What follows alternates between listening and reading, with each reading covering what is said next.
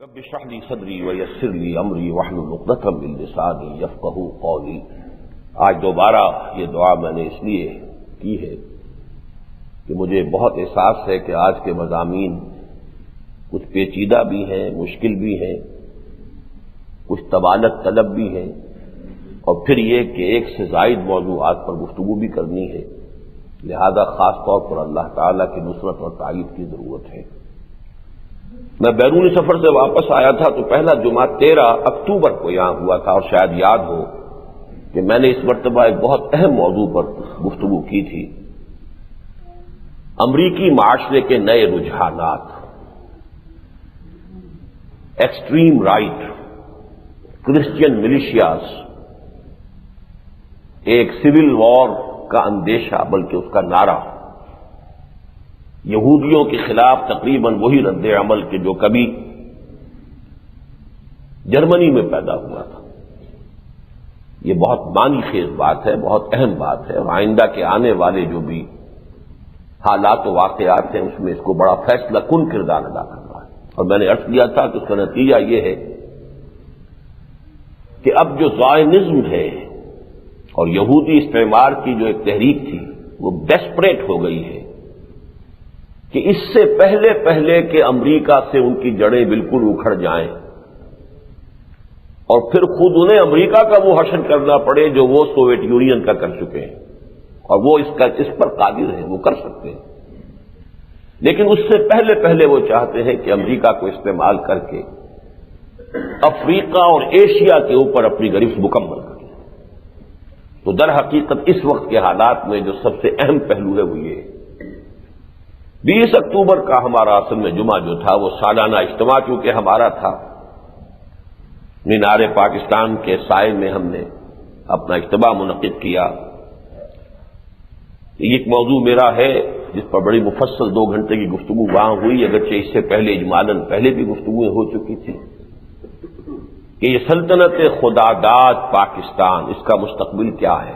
آیا اسے نئے عالمی یہودی استعمار کا اعلی کار بننا ہے جس کی طرف بہت حد تک پیش قدمی ہو چکی ہے؟ میں نے کہا تھا کہ ہم کسی دوراہے یا چوراہے پر کھڑے نہیں ہیں بلکہ اس سمت میں بہت آگے آ چکے ہیں۔ اب تو جب تک رول بیک نہیں ہوگا اس کا، جس کے لیے کہ ہمیں بڑی محنت اور قربانیاں دینی پڑیں گی، تو دوسرا راستہ گویا کہ ہمارے لیے پھر ہمیشہ کے لیے بند ہو جائے گا، اور وہ کیا ہے کہ عالمی خلافت علی منہاج النبوہ کا نقطۂ آغاز پاکستان بنے۔ اب یہ 2 ہیں امکانات، ابھی میں اس دوسرے امکان کو ختم نہیں سمجھتا۔ اس کے بعد اصل میں 27 تاریخ کو جو جمعہ آیا تو سالانہ اجتماع میں جو 2 گھنٹے کی 4-5 تقریریں ہوئیں، اس کے علاوہ بھی کچھ اور پروگرام تھے، تو میں تھکا ہوا بھی بہت تھا اور میرا گلا بہت خراب تھا، تو میں نے اس جمعے کی رخصت کی اور ذرا یہاں سے باہر بھی چلا گیا تھا دیہات میں، اور ایک دیہاتی مسجد میں میں نے جمعہ ادا کیا ہے۔ یہ بھی ایک تجربہ ہے جو اس سے پہلے شاید مجھے کبھی نہیں ہوا۔ اس سے پہلے اگر کبھی دیہات میں گیا بھی ہوں تنظیم اسلامی کے دوروں کے دوران، وہاں بھی پھر جمعے کی تقریر میری ہوتی تھی، لیکن اس مرتبہ میں نے ایک مقتدی کی حیثیت سے ایک گاؤں کی مسجد میں جمعہ ادا کیا۔ وہ ایک تجربہ ہے، بس اس کا صرف اس اعتبار سے ذکر کر رہا ہوں۔ 3 نومبر کا جمعہ کراچی میں تھا، وہاں میرا موضوع وہی تھا جو آج یہاں پہلا موضوع ہے، یعنی دجالی فتنہ، دجال اکبر اور مسیح الدجال، احادیث نبویہ کی روشنی میں۔ یہ اس کا گویا کہ پورا عنوان ہے۔ آپ میں سے بہت سے حضرات جو ہیں اخباری اطلاع میں اس کو دیکھ چکے ہوں گے۔ اس موضوع پر میں نے وہاں 2 گھنٹے تقریر کی، لیکن یہ کہ ابتدائی مباحث پر کچھ وقت زیادہ صرف ہو گیا، تو جو آخری اور اہم تر حصہ ہے اس کا میں حق ادا نہیں کر پایا، ورنہ شاید آج میں یہاں دوبارہ اس موضوع پر گفتگو نہ کرتا، اس لیے کہ اس کے کیسٹس بھی تیار ہو گئے ہیں، آڈیو بھی اور ویڈیو بھی، تو یہ مضمون جو ہے اس کے حوالے سے اگر میں سمجھتا کہ بات پوری ہو گئی ہے تو آج پھر میں یہاں اس کو دہراتا نہیں، لیکن میں نے وہاں بھی اعلان کیا تھا کہ اس کا آخری اور اہم تر حصہ چونکہ تشنا رہ گیا، اس لیے میں لاہور میں انشاءاللہ اس کو بیان کروں گا۔ بہرحال آج میں نے یہ سارا جائزہ اس لیے لیا ہے کہ ایک تسلسل قائم ہو جائے، اس لیے کہ ہمارے یہ جمعے کے کیسٹس جو ہیں یہ پوری تنظیم اسلامی جو ہماری ہے امریکہ میں بھی اور دوسری جگہوں پر پورے پاکستان میں یہ پہنچتے ہیں، تو یہ ساری باتیں جو ہے وہ سب لوگوں کے علم میں آ جائیں گی۔ بہرحال چونکہ موضوعات آج کے طویل ہیں، اس لیے میں نے پہلے ہی سے خبردار کر دیا تھا اخباری اطلاع میں کہ تاخیر کے لیے ذہناً تیار رہیں۔ یہ جو پہلا موضوع ہے بہت اہم موضوع ہے، دجال اور دجالی فتنہ، دجال اکبر مسیح الدجال۔ اس کے ضمن میں وہ مضامین جو کراچی میں تفصیل سے بیان کر چکا ہوں، تیزی سے اجمالاً ان پر سے بھی گزروں گا، ورنہ یہ کہ وہ مضمون کا تسلسل تو قائم نہیں رہ سکے گا۔ 20ویں صدی عیسوی میں، بلکہ کہنا چاہیے کہ 19ویں صدی کے اواخر ہی سے وہ ہندوستان جو پہلے تھا، جسے ساؤتھ ایشیا کہتے ہیں یا بر عظیم پاک و ہند کہتے ہیں، اس میں دو فتنے بیک وقت اٹھے ہیں،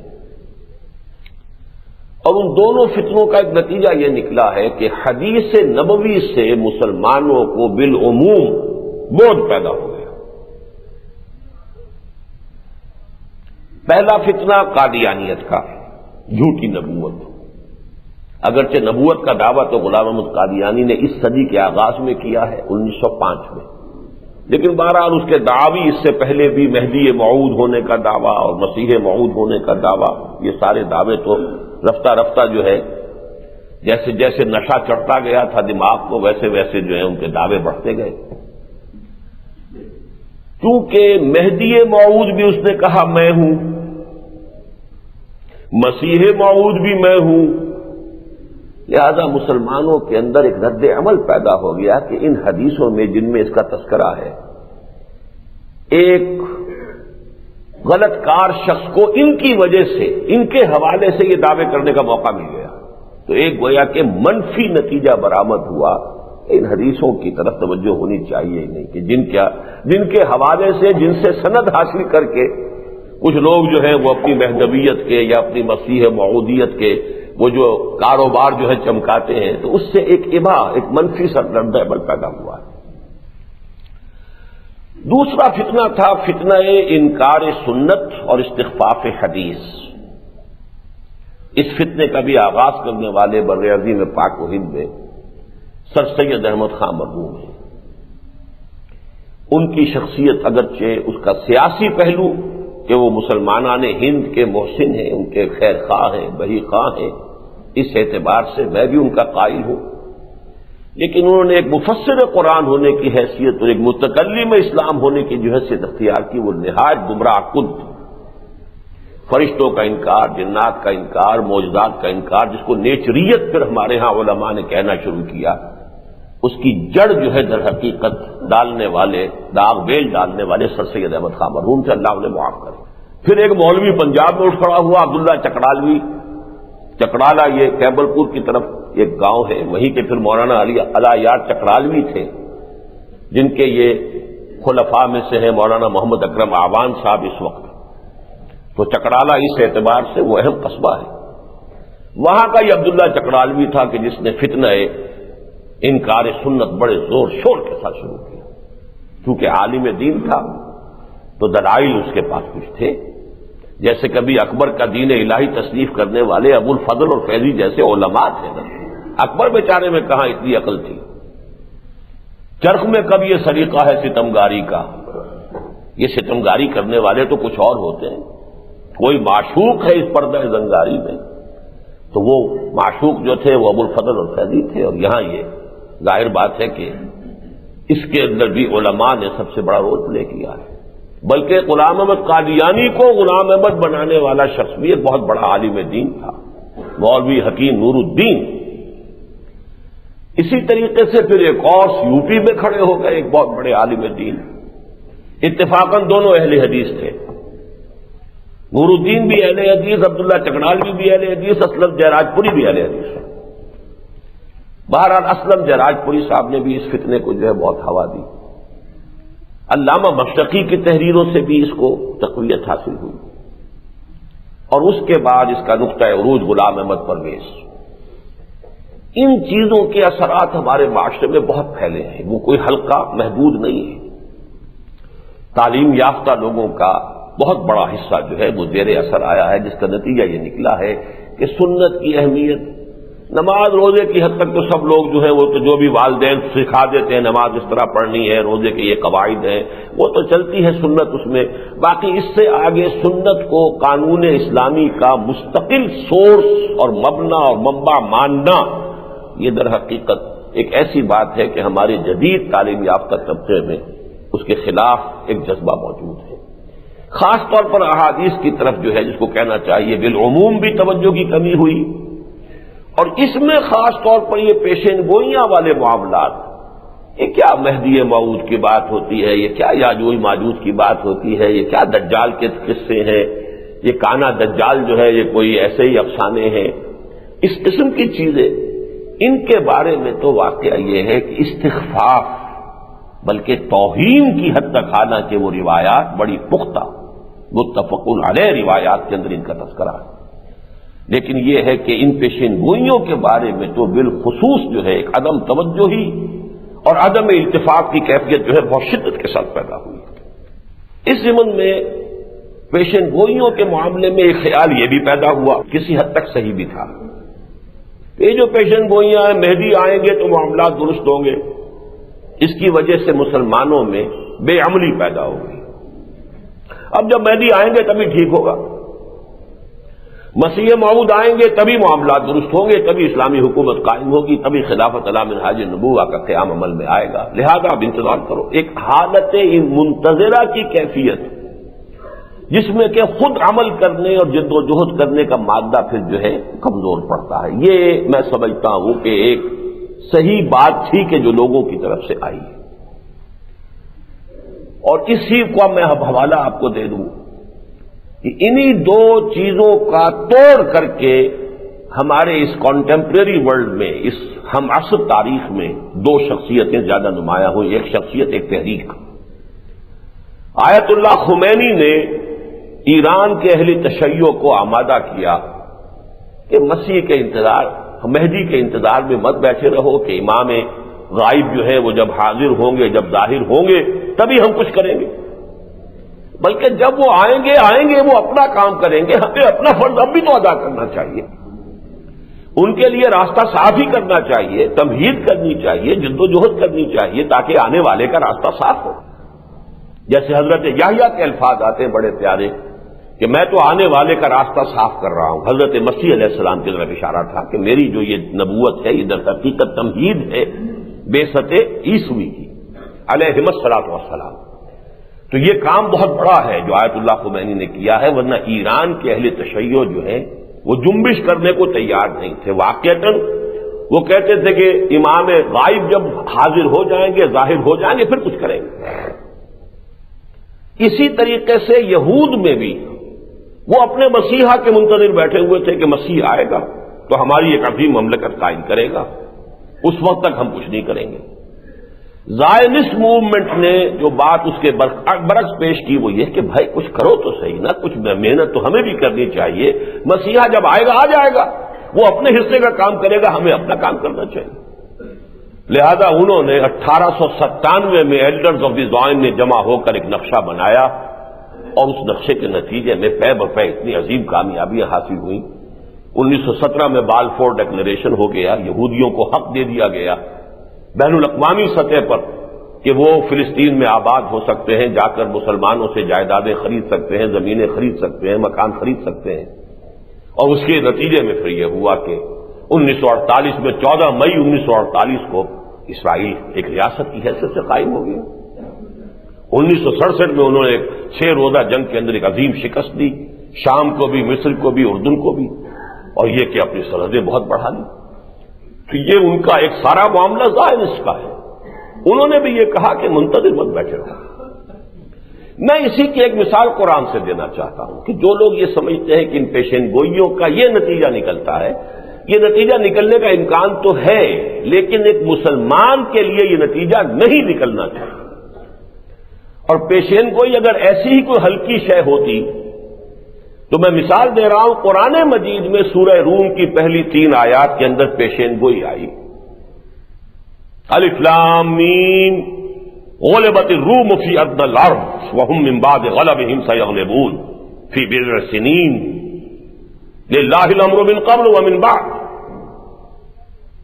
ویومئذ یفرح المؤمنون صدق اللہ العظیم. اب اس کا ایک تاریخی پس منظر ہے. بہت عرصے سے دو سپر پاور دنیا کی تھیں، ایران اور روم. سلطنت کسریٰ، سلطنت روما، سلطنت قیصر. تاریخ جھولا جھول رہی تھی. کبھی رومی آگے بڑھتے تھے، ایرانیوں کو پیچھے دھکیل دیتے تھے. کبھی ایرانی آگے بڑھتے تھے، شام اور ایشیائے کوچک پر قبضہ کر کے، اور رومیوں کو یورپ میں دھکیل دیتے تھے. یہ ہوتا رہا. اتفاق یہ ہوا ہے کہ ادھر حضور صلی اللہ علیہ وسلم پر وحی کا آغاز ہوا 610 عیسوی میں. ادھر یہ کہ کسریٰ نے شکست پر شکست دینی شروع کی رومیوں کو، یہاں تک کہ 614 میں حضور کی بعثت کے تقریباً 5ویں برس ایک بڑی زبردست شکست دی ایرانیوں نے، مجوسیوں نے رومیوں کو. بیت المقدس پر قبضہ کر لیا. ان کا جو سب سے بڑا کنیسہ تھا اس کو ختم کیا، برباد کیا.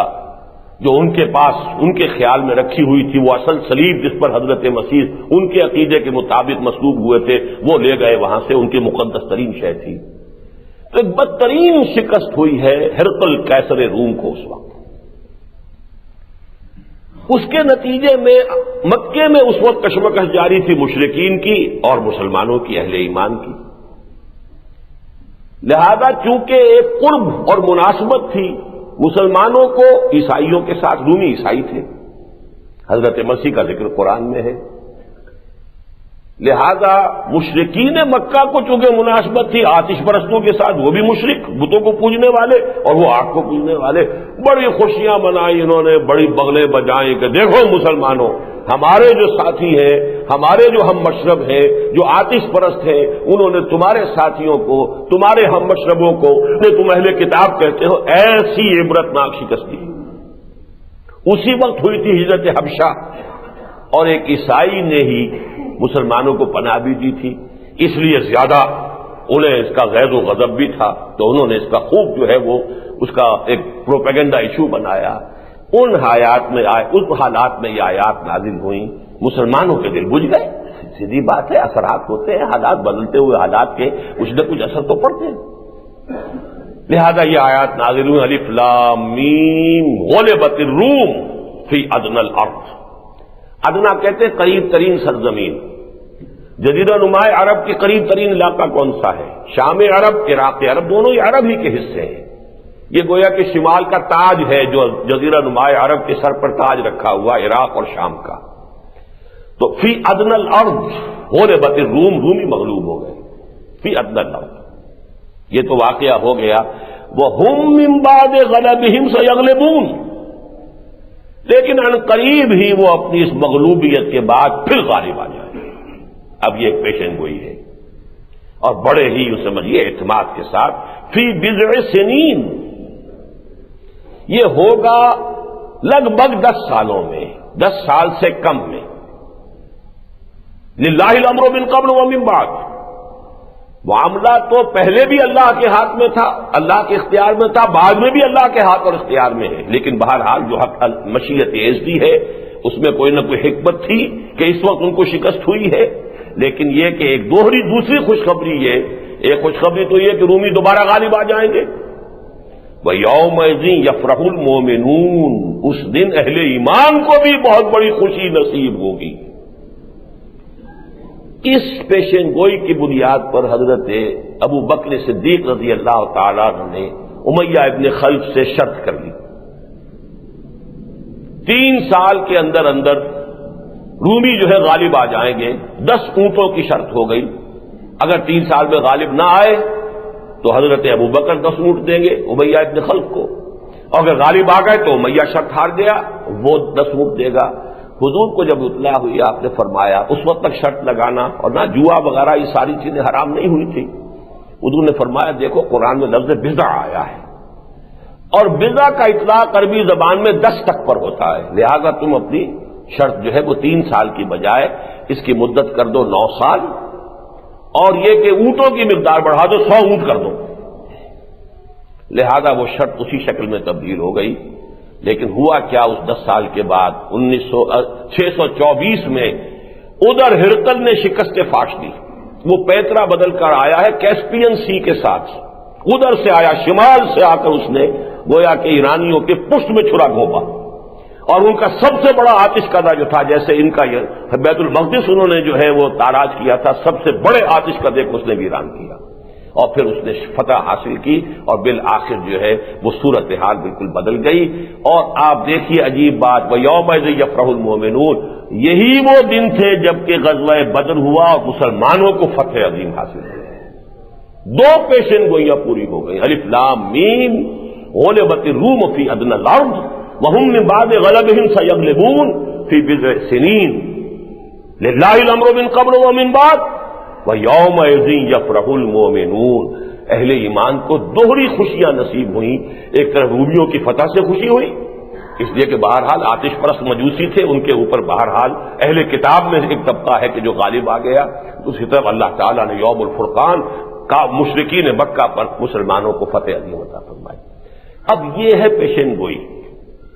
اس کا نتیجہ صحابہ کرام نے یہ تو نہیں نکالا تھا کہ اب چونکہ اللہ نے کہہ دیا غلبہ ہو جائے گا اور ہمیں بھی خوشی نصیب ہو جائے گی، ہم ہاتھ پاؤں توڑ کے بیٹھ رہے. اگر کوئی پیشن گوئیوں کی وجہ سے ہاتھ پاؤں توڑ کر بیٹھ رہتا تو یہ اس کی حماقت ہے، اس کی غلطی ہے. اس سے یہ نتیجہ نکالنا کہ پیشن گوئیوں کا تذکرہ ہی نہیں ہونا چاہیے، یہ میرے نزدیک جو ہے یہ جہل مرکب ہے. اگر پیشن گوئی اتنی ہی غلط چیز ہوتی تو قرآن نے یہ عظیم پیشن گوئی کیوں کی ہوتی؟ الف لام میم غلبت الروم فی ادنی الارض وهم من بعد غلبهم سيغلبون في بضع سنين لله الامر من قبل ومن بعد ويومئذ يفرح المؤمنون. تو معلوم ہوا کہ یہ نتیجہ نکلنے کا امکان تو ہے، لیکن یہ انسانوں کی غلطی ہے کہ وہ یہ نتیجہ نکالیں.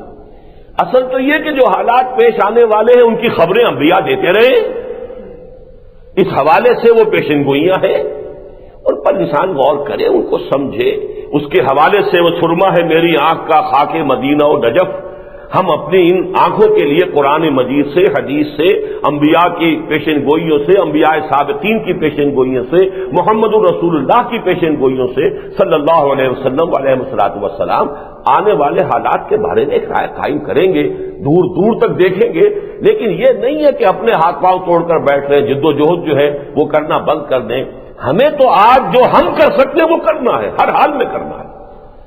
پھر یہ کہ ان پیشن گوئیوں کے بارے میں یہ یقینی بات نہیں ہے کہ کب ہوگا. یہ تو حضور صلی اللہ علیہ وسلم سے سورہ انبیاء ہی جو اس کی میں نے آیات آج تلاوت کی ہیں ابتدا میں، اسی میں وہ آیات بھی ہیں. وَإِنْ أَدْرِي أَقَرِيبٌ أَمْ بَعِيدٌ مَا تُوعَدُونَ. دیکھو یہ مجھے معلوم نہیں ہے کہ جو میں جس کا وعدہ تم سے کیا جا رہا ہے وہ قریب ہے یا دور ہے، یہ میں نہیں جانتا. ان ادری لعلہ فتنۃ لکم ومتاع الی حین. میں یہ بھی نہیں جانتا، ہو سکتا ہے کہ ابھی کچھ اور مہلت تمہیں مل جائے، اللہ تعالیٰ اور تمہاری رسی دراز کر دے، ایک اور لیز آف ایگزسٹنس تمہیں مل جائے، میں نہیں جانتا. یہ بھی ہو سکتا ہے کہ اللہ تعالیٰ رسی جیسے کہ پھانسی والی رسی کھینچ لی جاتی ہے، تمہاری رسی کھینچ لے اور تمہارے لیے عذاب آ جائے. اور یہ بھی ہو سکتا ہے اللہ تمہاری رسی دراز کر دے، ابھی ایک فریش لیز آف ایگزسٹنس تمہیں دے دے، میں نہیں جانتا. تو ٹائم ٹیبل جو ہے وہ یقینی بات نہیں ہے، لیکن ان حالات کا کہ جن کی صحیح احادیث میں جن کا تذکرہ موجود ہو، ان سے عدم التفات، بے اعتنائی برتنا میرے نزدیک تو ایک طرح سے حدیث رسول کی توہین ہے. اور حدیث رسول کی توہین در حقیقت خود محمد الرسول اللہ کی توہین ہے صلی اللہ علیہ وسلم. یہ بھی میں آپ کو بتاتا چلوں کہ جب یہ فتح ہو گئی اور شکست جو وہ شرط جو تھی، تو امیہ ابن خلف نے پھر 100 اونٹ دیے. امیہ ابن خلفہ یا کوئی اور نام تھا، اس نے 100 اونٹ دیے. حضرت ابوبکر نے لا کر حضور کی خدمت میں پیش کیے. حضور نے فرمایا کہ نہیں، یہ تمہارے لیے اب جائز نہیں ہے، اس لیے کہ اب وہ جو سورہ بقرہ کی وہ آیات نازل ہو چکی تھی جو خبر اور بیسر کے بارے میں ہے. لیکن لے لو، حربی کافر سے تو لے لو وہ 100 اونٹ، لیکن یہ کہ اس کو اب صدقہ کر دو. بہرحال اس تمہید کے بعد اب آئیے جو خبریں دی گئی ہیں ہمیں قرآن مجید میں اور احادیث نبویہ میں، سب سے زیادہ شد و مد کے ساتھ، سب سے زیادہ تکرار کے ساتھ، سب سے زیادہ ایمفیسس کے ساتھ جس چیز کی خبر دی گئی ہے وہ کیا ہے؟ قیام قیامت. وہ بجلی کا کڑکا تھا یا صوت ہادی عرب کی زمین جس نے ساری ہلا دی، وہ تو سب قیامت کا ذکر تھا نا۔ ابتدائی آیات میں توحید کا بھی بہت کم ذکر ہے، رسالت کا بھی بہت کم ذکر ہے، سارا زور آخرت میں۔ القارعہ ملقارعہ وما ادراک ملقارعہ یوم یکون الناس کالفراش المبثوث وتکون الجبال کالعہن المنفوش الحاقہ ملحاقہ وما ادراک ملحاقہ۔ یہ سارا زور کس پر ہے؟ اذا زلزلت الارض زلزالہا واخرجت الارض اثقالہا وقال الانسان ما لہا۔ یہ سارا زور کن باتوں پر ہے؟ قیامت آئے گی، اسی لیے آیا ہے عما یتساءلون عن النبأ العظیم الذی ھم فیہ مختلفون۔ یہاں ذرا ایک پوائنٹ جو ہے بہت اہم تھا جو رہ گیا ہے تمہید میں۔ دیکھیے انبیاء کا معاملہ کیا ہے؟ انبیاء نے پیشین گوئیاں کی ہیں، اور خاص طور پر نوٹ کیجئے کہ نبی کا لفظ نکلا کہاں سے ہے؟ زیادہ رائے یہ ہے نبا کے معنی خبر۔ نبی تو کہتے ہی اس کو جو غیب کی خبر دینے والا ہے، سیدھی سی بات ہے۔ نبأ عظیم عما یتساءلون عن النبأ العظیم الذی ھم فیہ مختلفون۔ نبی نبا خبر دینے والا۔ ایک رائے یہ بھی ہے لیکن بہت ہی ضعیف ہے کہ نبون سے ہے۔ نبوتن کہتے ہیں بلندی کو، تو گویا کہ نبی اس اعلیٰ مقام پر ہوتا ہے، بلند مقام پر ہوتا ہے، اور اس میں بڑی گہری مماثلت ہے کہ حضور نے جب پہلا اپنا پبلک جلسہ کیا ہے، یوں سمجھیے پہلا خطاب عام، تو آپ اونچی جگہ پر کھڑے ہوئے کوئی صفحہ پر، اور آپ نے کہا کہ لوگوں اگر میں تمہیں بتاؤں کہ اس پہاڑ کے پیچھے دشمن ہے تم پر حملہ کیا چاہتا تو مانو گے؟ ہاں ضرور مانیں گے، اس لیے بھی مانیں گے کہ اب آپ کا صادق الامین ہے، آپ نے کبھی جھوٹ بولا ہی نہیں، اور اس لیے بھی مانیں گے کہ آپ اوپر کھڑے ہیں پہاڑ کے دونوں طرف دیکھ رہے ہیں، ہم تو ادھر ہیں، ہمیں پہاڑ کے پیچھے کیا نظر نہیں آ رہا۔ بعین ہی سمجھیے کہ نبی اس مقام پر ہے کہ دنیا اور آخرت دونوں کو بیک وقت دیکھ رہا ہے۔ ہماری نگاہ دنیا کے سامنے، یہی تو فرق ہے۔ تو نبی تو خبر دینے والا ہے۔ غیب وہ بھی تھا کہ جو اس وقت جو عام لوگوں کی نگاہوں سے پوشیدہ تھا، اور غیب وہ بھی ہے کہ جو آئندہ آنے والے حالات ہیں وہ بھی تو غیب ہی ہے نا۔ مستقبل کو تو غیب کے پردے میں ہوتا ہے، کیا حالات آنے والے وہ بھی غیب ہے۔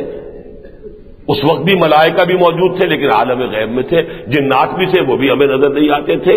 اللہ تعالیٰ جو اصل ہستی ہے جس پر سارے ایمان اور یقین کا دار و مدار ہے، ایمان کا اور اسلام کا، وہ بھی غیب میں ہے یا ہم غیب میں ہے۔ بہرحال ایک پردہ غیب جو ہے وہ ہمارے اور اس کے درمیان تو ہے نا۔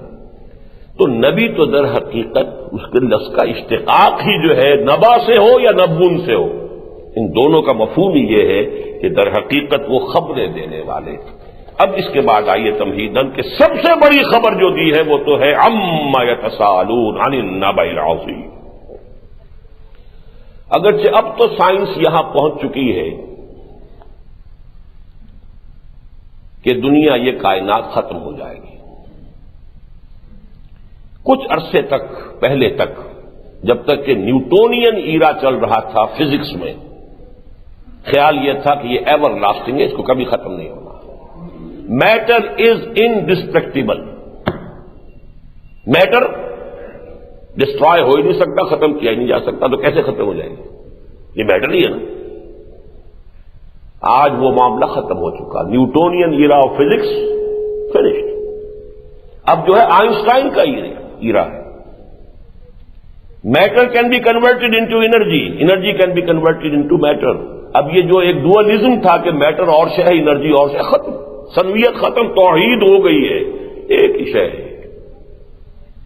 اور آج جو theories of the creation of universe ہے کہ ایک اسپائرل کے مانند جو ہے یہ پھیلتی جا رہی ہے کائنات، ایک رائے یہ ہے کہ اس کے بعد یہ الٹے رخ پر چلے گی، اور جیسے ایک نقطے سے شروع ہوئی تھی پھر ہو کر ایک نقطے پر ختم ہو جائے۔ لیکن یہ آج کی سائنس کے اعلیٰ ترین سرکلز میں تو یہ بات ہے، بہت سے ہمارے لوگ اب بھی اصل میں وہی نیوٹونین ایرا جو ہے اسی کے فضا میں سانس لے رہے ہیں۔ لہذا عام طور پر خیال یہ ہے کہ بھائی کیا ہے قیامت کی خبر، قیامت قیامت قیامت قیامت، دنیا چلتی رہے گی، سنتے آ رہے ہیں، لیکن جان لیجئے کہ سب سے حتمی، سب سے یقینی جتنی ایک انسان کے لیے سب سے یقینی شے ایک ہے، وہ موت ہے، موت آ کر رہے گی۔ اسی طریقے سے اس کائنات کی سب سے عظیم، سب سے قطعی شدنی حقیقت قیامت ہے۔ لیکن ذرا نوٹ کر لیجئے، اس قیامت کا جو لفظ ہم استعمال کرتے ہیں اس میں بھی یہ غلط العام ہے۔ جسے قیامت ہم کہہ دیتے ہیں وہ اصل میں 3 ادوار کا نام ہے۔ 3 مرتبہ سور میں پھونکا جائے گا، نفخہ اولا، نفخہ فزع، پوری کائنات میں ہلچل مچ جائے گی۔ زلزلۃ الساعہ جس کو کہا گیا، اس کے لیے لفظ ہے ساعہ۔ پہلا سور جب پھونکا جائے گا اسے قیامت نہیں کہتے، الساعہ۔ یا ایھا الناس اتقوا ربکم ان زلزلۃ الساعۃ شیء عظیم یوم ترونها تذهل كل مرضعة عما ارضعت وتضع كل ذات حمل حملها وترى الناس سكارى وما هم بسكارى ولكن عذاب الله شديد۔ الساعة یا القارعة ما القارعة، یہ سب الساعہ ہے۔ والساعة أدهى وأمر، بڑی کڑوی شے ہے، بہت بڑا زلزلہ آنے والا ہے۔ یہ جو پہاڑ ہیں روئی کے گالوں کی طریقے سے چل رہے ہوں گے، یہ ساری کیفیات ساعہ کی ہے، قیامت کی نہیں ہے۔ پہلا نفخہ، نفخہ اولا، نفخہ فزع، الساعہ۔ کتنے عرصے کے بعد دوسرا نفخہ ہوگا ہم نہیں جانتے، اس کو کہتے ہیں نفخہ صاعق۔ سب بے ہوش بے جان ہو کر گر جائیں گے۔ وَنُفِخَ فِي الصُّورِ فَصَعِقَ مَن فِي السَّمَاوَاتِ وَمَن فِي الْأَرْضِ إِلَّا مَن شَاءَ اللَّهُ۔ یہ جو صاعق ہے یہ صرف انسانوں پر نہیں، انسانوں پر، جنوں پر، کل کائنات پر، فرشتوں پر، سوائے ان چند فرشتوں کو جنہیں اللہ مستثنیٰ کر دے، اس لیے کہ من فی السماوات ومن فی الارض۔ وَنُفِخَ فِي الصُّورِ فَصَعِقَ مَن فِي السَّمَاوَاتِ وَمَن فِي الْأَرْضِ إِلَّا مَن شَاءَ اللَّهُ۔ اس کے کتنے عرصے کے بعد پھر نفخہ ثالثہ ہوگا، وہ ہے نفخہ قیامہ۔ ثُمَّ نُفِخَ فِيهِ أُخْرَىٰ فَإِذَا هُمْ قِيَامٌ يَنظُرُونَ۔ پھر وہ تیسری مرتبہ جب سور پھونکا جائے گا تو سب کھڑے ہوں گے دیکھتے ہوئے، اپنی قبروں سے نکل آئیں گے، من الاجداث سے دوڑتے ہوئے آئیں گے، اور وہ جو بھی اللہ تعالیٰ کی طرف سے میدان مقرر ہے حشر کا ادھر دوڑ رہے ہوں گے۔ یہ ہے قیامہ۔ ہم قیامت عام طور پر ساعت کو کہہ دیتے ہیں، تو الساعہ یہ نفخہ اولا ہے، پھر نفخہ ثانیہ نفخہ صاعق ہے، پھر نفخہ ثالثہ ہے کہ جس میں فَإِذَا هُمْ قِيَامٌ يَنظُرُونَ۔ یہ قیامت حضور صلی اللہ علیہ وسلم نے فرمایا ہے کہ بہت قریب ہے، بہت قریب ہے، بہت قریب ہے۔ اور اس کے قرب کے لیے سب سے نمایاں بات جو حضور نے فرمائی وہ کیا تھی؟ بُعِثْتُ أَنَا وَالسَّاعَةُ كَهَاتَيْنِ۔ حضرت انس سے مروی ہے رضی اللہ تعالیٰ عنہ یہ جو آیت، متفق علیہ حدیث، صحیح بخاری صحیح مسلم دونوں میں۔ بُعِثْتُ أَنَا وَالسَّاعَةُ كَهَاتَيْنِ، اس طرح جڑا ہوا ہوں میں اور قیامت، یعنی میرے اور قیامت کے درمیان فصل نہیں ہے، دونوں انگلیوں کو آپ نے جوڑ کر کہا۔ اس کا ایک مطلب یہ ہے کہ میں آخری رسول ہوں، میرے بعد کوئی نبی نہیں، کوئی رسول نہیں، تم آخری امت ہو، انا آخر المرسلین وانتم آخر الامم، یہ بھی اس کا مفہوم ہے۔ لیکن ایک وہ جو زمانے کے اعتبار سے قرب ہے، اس لیے کہ اللہ تعالیٰ کا تو ایک دن جو ہے 1000 برس کا ہے، وَإِنَّ يَوْمًا عِندَ رَبِّكَ كَأَلْفِ سَنَةٍ مِّمَّا تَعُدُّونَ۔ 1.5 دن کی بات ہوئی ہے، حضور صلی اللہ علیہ وسلم کے بعد 1.5 دن کی بات ہے۔ یہ ایک اور حدیث ہے کہ میں اس موضوع پر تفصیل میں نہیں جاؤں گا، ورنہ میرا اپنا آج کا موضوع رہ جائے گا، پھر کبھی سے اس پر گفتگو ہوگی۔ پھر آپ نے یہ بھی فرمایا، ایک اور حدیث ہے ترمذی میں، بُعِثْتُ فِي نَفْسِ السَّاعَةِ فَسَبَقْتُهَا كَمَا سَبَقَتْ هَٰذِهِ۔ آپ نے فرمایا ان دونوں انگلیوں میں سے جتنی یہ آگے نکلی ہوئی ہے اس انگلی سے، بس اتنا ہی میں پہلے آ گیا ہوں، ورنہ میں تو در حقیقت قیامت ہی میں پیدا کیا گیا ہوں۔ قیامت اتنی قریب ہے، اتنی یقین ہے، اتنی شدنی ہے، اتنی پاس آ چکی ہے کہ کوئی اب فصل نہیں ہے، اب کوئی وقفہ نہیں ہے، بلکہ کہہ سکتا ہوں میں کہ بُعِثْتُ، کہ میں تو انما بُعِثْتُ فِي نَفْسِ السَّاعَةِ، صرف یہ ہے کہ جیسے یہ انگلی آگے کو نکلی ہوئی ہے، اس سے بس اتنا کچھ میں نے سبقت کی ہے۔ ان کے حوالے سے ذرا اب ان آیات مبارکہ کو جو میں نے آج تلاوت کی تھی سورہ انبیاء کی، ان پر تھوڑی سی ایک نظر ڈال لیجئے۔ اقترب للناس حسابهم وهم فی غفلۃ معرضون، لوگوں کے لیے ان کا حساب قریب آ چکا ہے، لیکن وہ اپنی غفلت میں اعراض کیے جا رہے ہیں، پہلوتے ہی کیے جا رہے ہیں، قیامت کی بات بھی سننے کو تیار نہیں۔ ما یاتیہم من ذکر من ربہم محدث الا استمعوہ وہم یلعبون، نہیں آتی ان کے پاس کوئی بھی نصیحت، کوئی یاد دہانی ان کے رب کے پاس سے، نئی سے نئی یاد دہانی آ رہی ہے، آیات پر آیات اتر رہی ہیں، سورتوں کے بعد سورتیں نازل ہوئی چلی جا رہی ہیں۔ ان کا حال یہ ہے کہ ما یاتیہم من ذکر من ربہم محدث الا استمعوہ وہم یلعبون، وہ سنتے تو ہیں بظاہر کان لگا کر، لیکن اصل میں استہزاء کرتے ہوئے، کھیلتے ہوئے، تمسخر کرتے ہوئے، توجہ نہیں ہے، they are not taking it seriously. لاہیۃ قلوبہم، ان کے دل جو ہے لہو و لعب کے اندر پڑے ہوئے ہیں، عیش و عشرت کے اندر منہمک ہیں۔ واسب النجویٰ، اب دیکھیے نقشہ کھینچا گیا ہے۔ اس وقت بھی ایسا ہوتا تھا نا کہ 4 دوست ہیں، 8 دوست ہیں، بیٹھے ہوئے ہیں، گپ بازی ہو رہی ہے، ان میں سے کوئی 1-2 جو ہے انہوں نے کوئی نئی آیات قرآن کی سنی ہے، کچھ متاثر ہو گئے، بھئی یہ بات تو قابل غور ہے جو محمد نے اب سنائی ہے صلی اللہ علیہ وسلم، تو وہ آپس میں کیا کہتے تھے؟ واسب النجویٰ، اپنی تنہائیوں میں، اپنی علیحدہ میٹنگز میں وہ کیا کہتے ہیں؟ الذین ظلموا، وہ ظالم لوگ، هل هذا الا بشر مثلکم، یہ بھی تو تمہاری طرح کا ایک انسان ہے، کیوں اس کی دی ہوئی خبروں کو مانتے ہو؟ کیا اسے حق پہنچ گیا ہے کہ وہ غیب کی خبریں سنائے تمہیں؟ کون سا ذریعہ اس کے پاس ہے؟ هل هذا الا بشر مثلکم، اب دیکھیے اس میں پوری ذہنیت موجود ہے، منکرین حدیث والی پوری ذہنیت اس جملے میں موجود ہے کہ محمد بس جیسے بشر ہوتے ہیں، بلکہ کچھ لوگوں نے لفظ استعمال کیا ہے جیسے چٹھی رساں کا کام یہ ہے کہ چٹھی لا کے آپ کو دے دے، بس قرآن لا کے دے دینا محمد کا کام تھا، اللہ اللہ خیر صلی اللہ، باقی ہم جانے، قرآن جانے، ہم سمجھیں گے، ہم غور کریں گے، قرآن پہنچا دینے کا ذمہ تھا، اس کے سوا تو ان کی کوئی ذمہ داری نہیں، اس کے سوا ان کی کوئی اہمیت نہیں، ان کے سوا ان کا کوئی مرتبہ نہیں، کوئی مقام نہیں۔ ہاں اپنے زمانے میں وہ مسلمانوں کے امیر بھی تھے، اس لیے قرآن میں کہا گیا کہ اطاعت کرو، مطلب ہے امیر کی اطاعت کرو۔ اب آئندہ جو بھی امیر ہوگا، جو مرکز ملت ہوگا، یہ اصطلاح ہے جو وضع کی تھی غلام احمد پرویز نے، جو مرکز ملت ہوگا، جو حکومت بنے گی، وہ جو چاہے گی قرآن کو انٹرپریٹ کرے گی، جو نئے سے نیا مفہوم چاہے گی نکالے گی اور اس کو نافذ کرے گی۔ محمد الرسول اللہ کی تشریحات، توضیحات، آپ نے جو کچھ بیان کیا ہے اس سے وہ کوئی مستقل نہیں ہے، دائمی نہیں، یہ ہے اصل میں وہ ذہنیت۔ لاہیۃ قلوبہم واسروا النجوى الذین ظلموا هل هذا الا بشر مثلکم افتاتون السحر وانتم تبصرون، تو کیا ہو گیا تمہیں؟ تمہاری مت ماری گئی ہے، ایک جادو ہے جو وہ استعمال کر رہے ہیں، تم جادو کے پھندے میں پھنس رہے ہو۔ جیسے جادو کے جنتر منتر میں بھی کوئی تاثیر ہو جاتی ہے، ایسے ہی محمد جو تمہیں یہ آیات سناتے ہیں، کہتے ہیں کہ قرآن مجھ پر اللہ کی طرف سے نازل ہوا، اس کی تاثیر ہو جاتی ہے وقتی طور پر، جیسے نظر بندی ہو جاتی ہے، ایسے ہی تمہارے دلوں کے اوپر جو ہے کچھ تھوڑا سا اثر اس کلام کا ہو جاتا ہے۔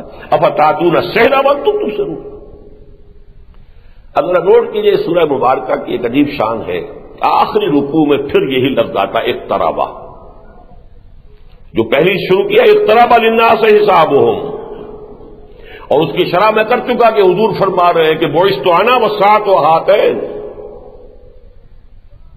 انما بعثت فی نفس الساعہ، میں تو خود قیامت ہی میں گویا کہ بھیجا گیا ہوں، اتنا قریب ہے وہ قیامت کا معاملہ۔ بہرحال اس کے بارے میں آخری میں فرمایا حتی اذا فتحت یاجوج وماجوج وهم من کل حدب ینسلون، یہاں تک کہ جب وہ وقت آ جائے گا کہ یاجوج و ماجوج کھول دیے جائیں گے اور ہر اونچائی پر سے پھسلتے ہوئے نظر آئیں گے۔ اب یہ قرب قیامت کا کوئی نقشہ ہے جو قرآن نے کھینچا؟ اس کی کوئی شرح حدیث میں ملنی چاہیے کہ نہیں؟ کیا یہ فریضہ محمدی نہیں ہے صلی اللہ علیہ وسلم؟ انا انزلنا الیک الذکر لتبین للناس ما نزل الیہم، اے محمد ہم نے آپ پر یہ قرآن نازل کیا یا ذکر نازل کیا تاکہ جو کچھ لوگوں کے لیے ہم نے اتارا ہے آپ اسے واضح کریں ان کے لیے۔ قرآن مجید میں 2 جگہ یاجوج و ماجوج کا ذکر ہے، سورہ کہف میں ہے ان یاجوج و ماجوج مفسدون فی الارض، یا یہ کہ سورہ انبیاء کے اندر ہے حتی اذا فتحت یاجوج و ماجوج وهم من کل حدب ینسلون واقترب الوعد الحق، اس وقت قریب آ جائے گا وہ حق سچا وعدہ، قیامت کا وہ وعدہ قریب آن لگے گا۔ معلوم ہوتا کہ عین قریب قیامت یہ یاجوج و ماجوج کا معاملہ ہونے والا ہے۔ فَإِذَا هِيَ شَاخِصَةٌ أَبْصَارُ الَّذِينَ كَفَرُوا، اس وقت کافروں کی نگاہیں گڑی کی گڑی رہ جائیں گی، ٹنگی کی ٹنگی رہ جائیں گی، جیسے خوف کی کیفیت ہوتی ہے، آنکھیں پترا جاتی، کسی ایک جگہ جمی رہ جاتی، ادھر سے ادھر آنکھ حرکت نہیں کرتی، مبہوت ہو کر انسان جو ہے کسی جگہ ٹکٹکی بن جاتی ہے اس کی۔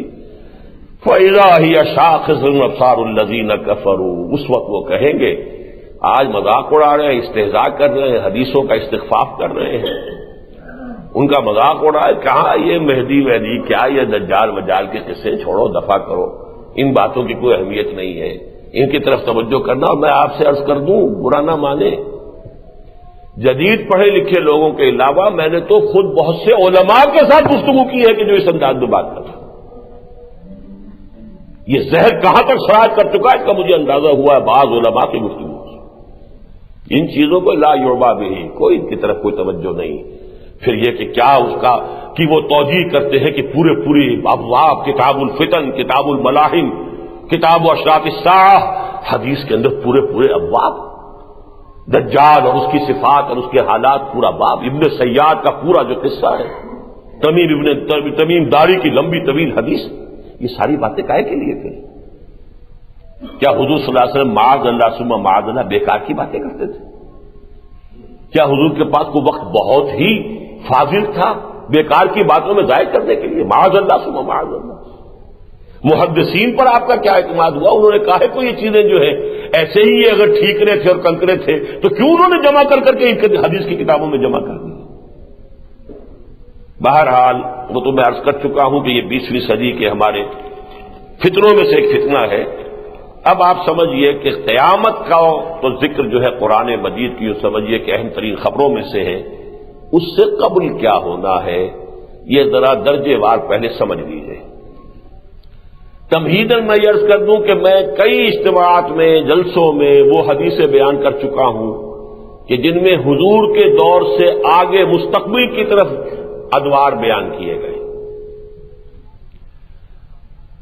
حضرت نعمان بن بشیر رضی اللہ تعالیٰ عنہ کی حدیث، پہلا دور نبوت، دوسرا دور خلافت علی منہاج النبوہ یعنی خلافت راشدہ، تیسرا دور مسلمانوں کی ملوکیت ملکن عاضن، چوتھا دور غیروں کی غلامی ملکن جبرین، پانچواں دور پھر خلافت راشدہ علی منہاج النبوہ۔ یہ اس حدیث میں بتائیں کہ نہیں بتائیں؟ اور یہ کتنی مرتبہ یہاں بھی بیان ہو چکی ہیں حدیثیں۔ آج میں ذرا ریورس آرڈر میں چل رہا ہوں۔ اس ساہ کے بعد میں نے 3 ادوار گنا دیے، ساہ، نفخہ اولا، نفخہ ثانیہ، نفخہ ثالثہ، قیامہ۔ لیکن اس سے پہلے کیا ہے؟ بہت سے لوگوں کے ذہن میں شاید یہ بات نہ ہو اور بہت چونک اٹھیں، قیامت سے پہلے ایک دور اس دنیا پر ایسا آئے گا اسلام اور ایمان کا بالکل خاتمہ ہو جائے گا، کفر اور شرک ہی شرک سے پوری دنیا بن جائے۔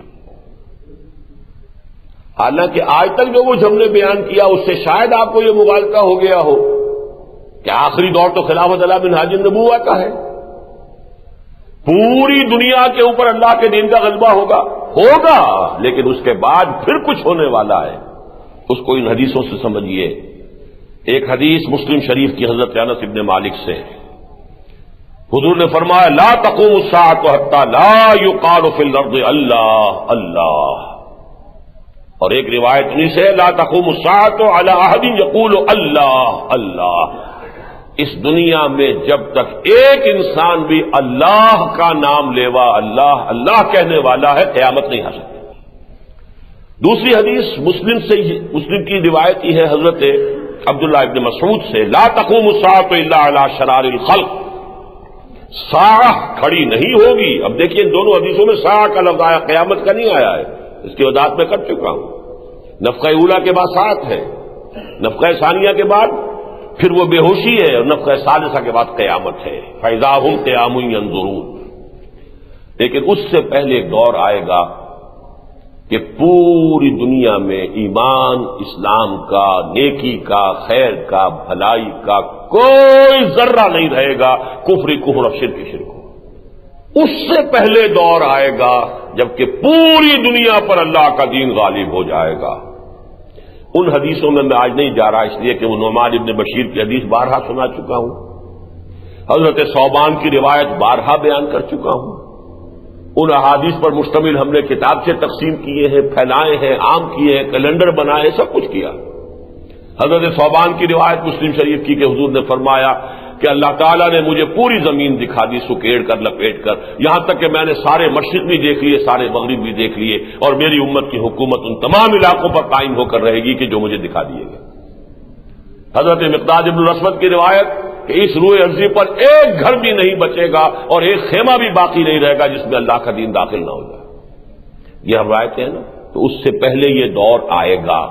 ان تین روایتوں کا میں نے صرف حوالہ دیا، تذکرہ نہیں کر رہا. اب ان دونوں کو جوڑنے والی روایت سن لیجئے.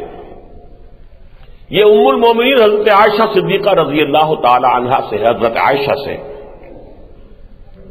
فرماتی ہے کہ حضور صلی اللہ علیہ وسلم نے ارشاد فرمایا لا يذهب الليل والنهار حتى يعبد اللات والعزى. یہ دن اور رات کا نظام ختم نہیں ہوگا، یعنی یہ وہی کائنات ساتھ جب درہم برہم ہو جائے گا، جب سورج مغرب سے نکلے گا اور چاند جو ہے سورج میں جا کر دھنس جائے گا، تو یہ تو ایک جو ہے پورا نظام جو ہے وہ گویا کہ اس کے اندر جو ہے خلل واقع ہو جائے گا. حضور نے فرمایا لا يذهب اللیل والنہار، یہ دن اور رات کا نظام ختم نہیں ہوگا حتی یعبد اللات والعزی، یہاں تک کہ لات اور عزی کی پرستش کی جانے لگے. ام المومنین فرماتی ہیں میں نے حیران ہو کر فقلت، تو میں نے ایک سوال کیا، میں نے عرض کیا یا رسول اللہ كنت لأظن حين أنزل الله هو الذي أرسل رسوله بالهدى ودين الحق ليظهره على الدين كله أن ذلك تاما.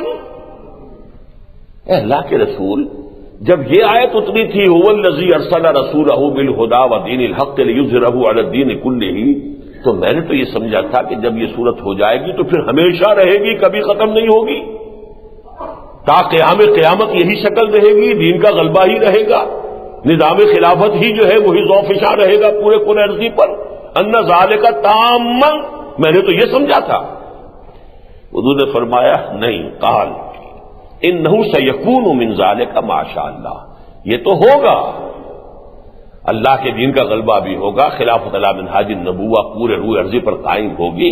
انہ سیکون من ذالک ما شاء اللہ ثم یبعث اللہ ریحا طیبۃ، پھر اللہ تعالی ایک بڑی خوشگوار ہوا چلائے گا. غور سے سنیے، فتوفى كل من كان في قلبه مثقال حبة من خردل من الایمان، تو جس شخص کے دل میں رائی کے دانے کے برابر بھی ایمان ہوگا اس کے اوپر موت کی نیند طاری ہو جائے گی. وہ ایک خاص اللہ کی ایک رحمت ہے کہ اہل ایمان کو ساعت کے شدائد سے بچا لیا جائے گا.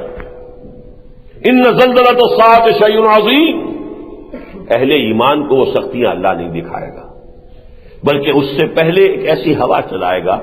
بلکہ بعض احادیث میں آتا ہے کہ کوئی شخص، کوئی صاحب ایمان اگر کسی کھو میں جا کر چھپ گیا، وہاں پر بھی یہ جو ہے یہ ہوا جو ہے پہنچ جائے گی. انہ سیکون من ذلک ما شاء اللہ ثم یبعث اللہ ریحا طیبۃ فتوفى كل من كان في قلبه مثقال حبة من خردل من ایمان فیبقى من لا خیر فیہ، پھر دنیا میں صرف وہی لوگ رہ جائیں گے جن میں کوئی خیر سرے سے نہیں ہوگا.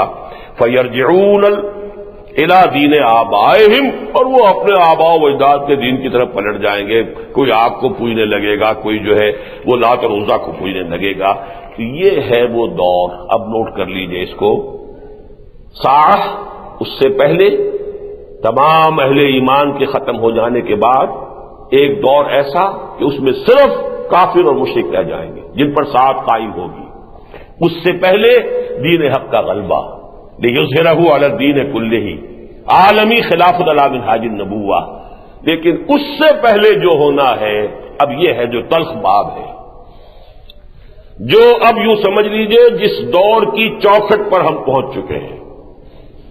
ہر مکان کی ایک دہلیز ہوا کرتی تھی، مکان میں داخل ہونے سے پہلے آپ دہلیز میں جاتے تھے۔ اچھی طرح سن لیجئے میری بات، اس دور کی دہلیز تک آج نوع انسانی پہنچ چکی ہے۔ وہ دور ہے کہ جو حدیث کی کتابوں میں ان ابواب میں کتاب الفتن، کتاب الملاحم، الملحمۃ العظمی، نوع انسانی کی تاریخ کی عظیم ترین جنگ، ظہور مہدی، نزول عیسیٰ، خروج دجال، یاجوج و ماجوج، یہ ساری چیزیں جن کی کہ خبریں دی گئی ہیں، یہ ساری کی ساری چیزیں اس دور سے متعلق ہیں۔ چنانچہ اس میں خاص طور پہ دجال کے بارے میں 2 حدیثیں سن لیجئے۔ ان تمام فتنوں میں سب سے بڑا فتنہ دجال کا ہے۔ عن عمران بن حسین رضی اللہ تعالی عنہ قال سمعت رسول اللہ صلی اللہ علیہ وسلم یقول ما بین خلق آدم الى قیام الساعۃ امر اکبر من الدجال۔ اب یہ صحیحین میں سے ایک صحیح مسلم کی روایت ہے۔ اگر ان روایات کو بھی آپ اٹھا کر پھینک دیں گے تو پھر دین کی امان ختم ہے،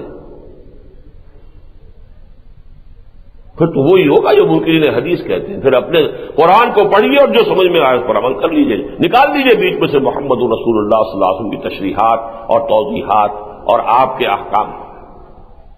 حضور فرما رہے ہیں کہ آدم کی تخلیق سے لے کر ساعت کے قائم ہونے تک دجال سے بڑا کوئی معاملہ نہیں ہے۔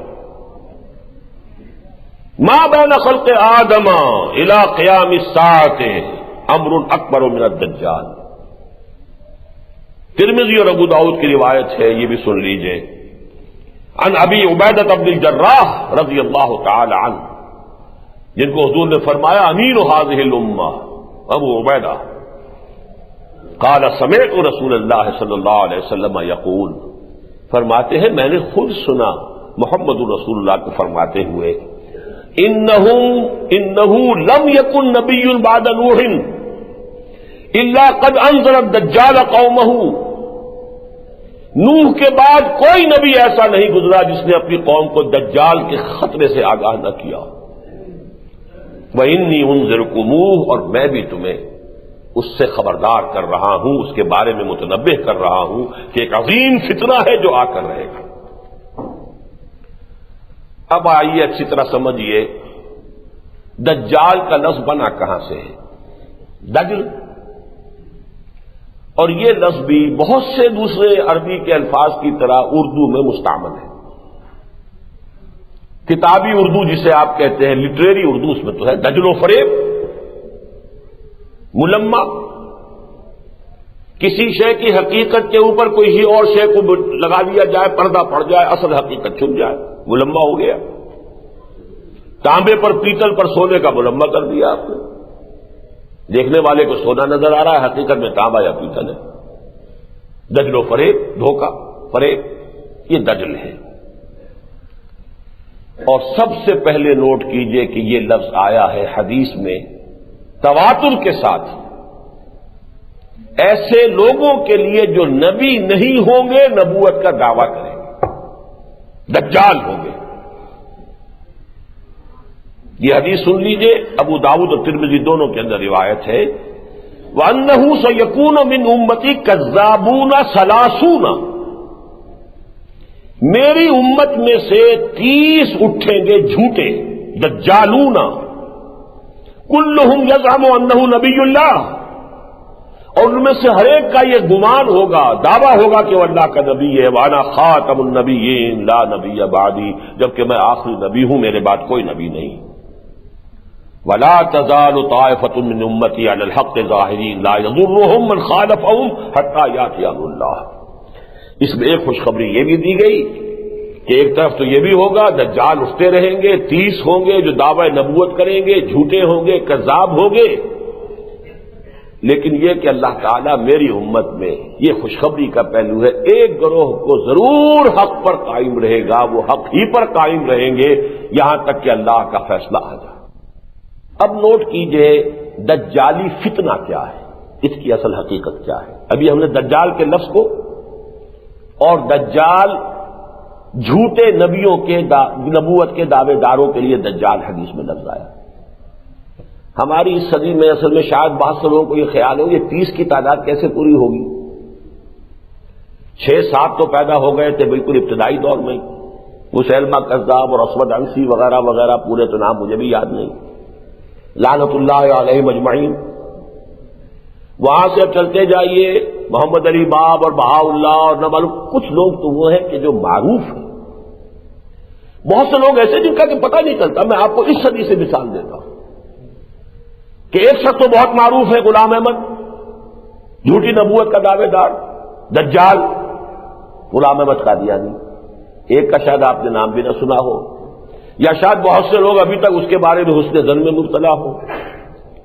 رشاد خلیفہ جو ویسے تو مصر کا رہنے والا تھا، لیکن یہ کہ وہ آباد تھا اب امریکہ میں، 19 کے عدد کے حوالے سے اس نے ایک زمانے میں بڑا تہلکہ مچا دیا۔ کمپیوٹر نے قرآن کی حقانیت کا ثبوت دے دیا۔ 19 کا عدد جو ہے وہ قرآن مجید کی کنجی ہے۔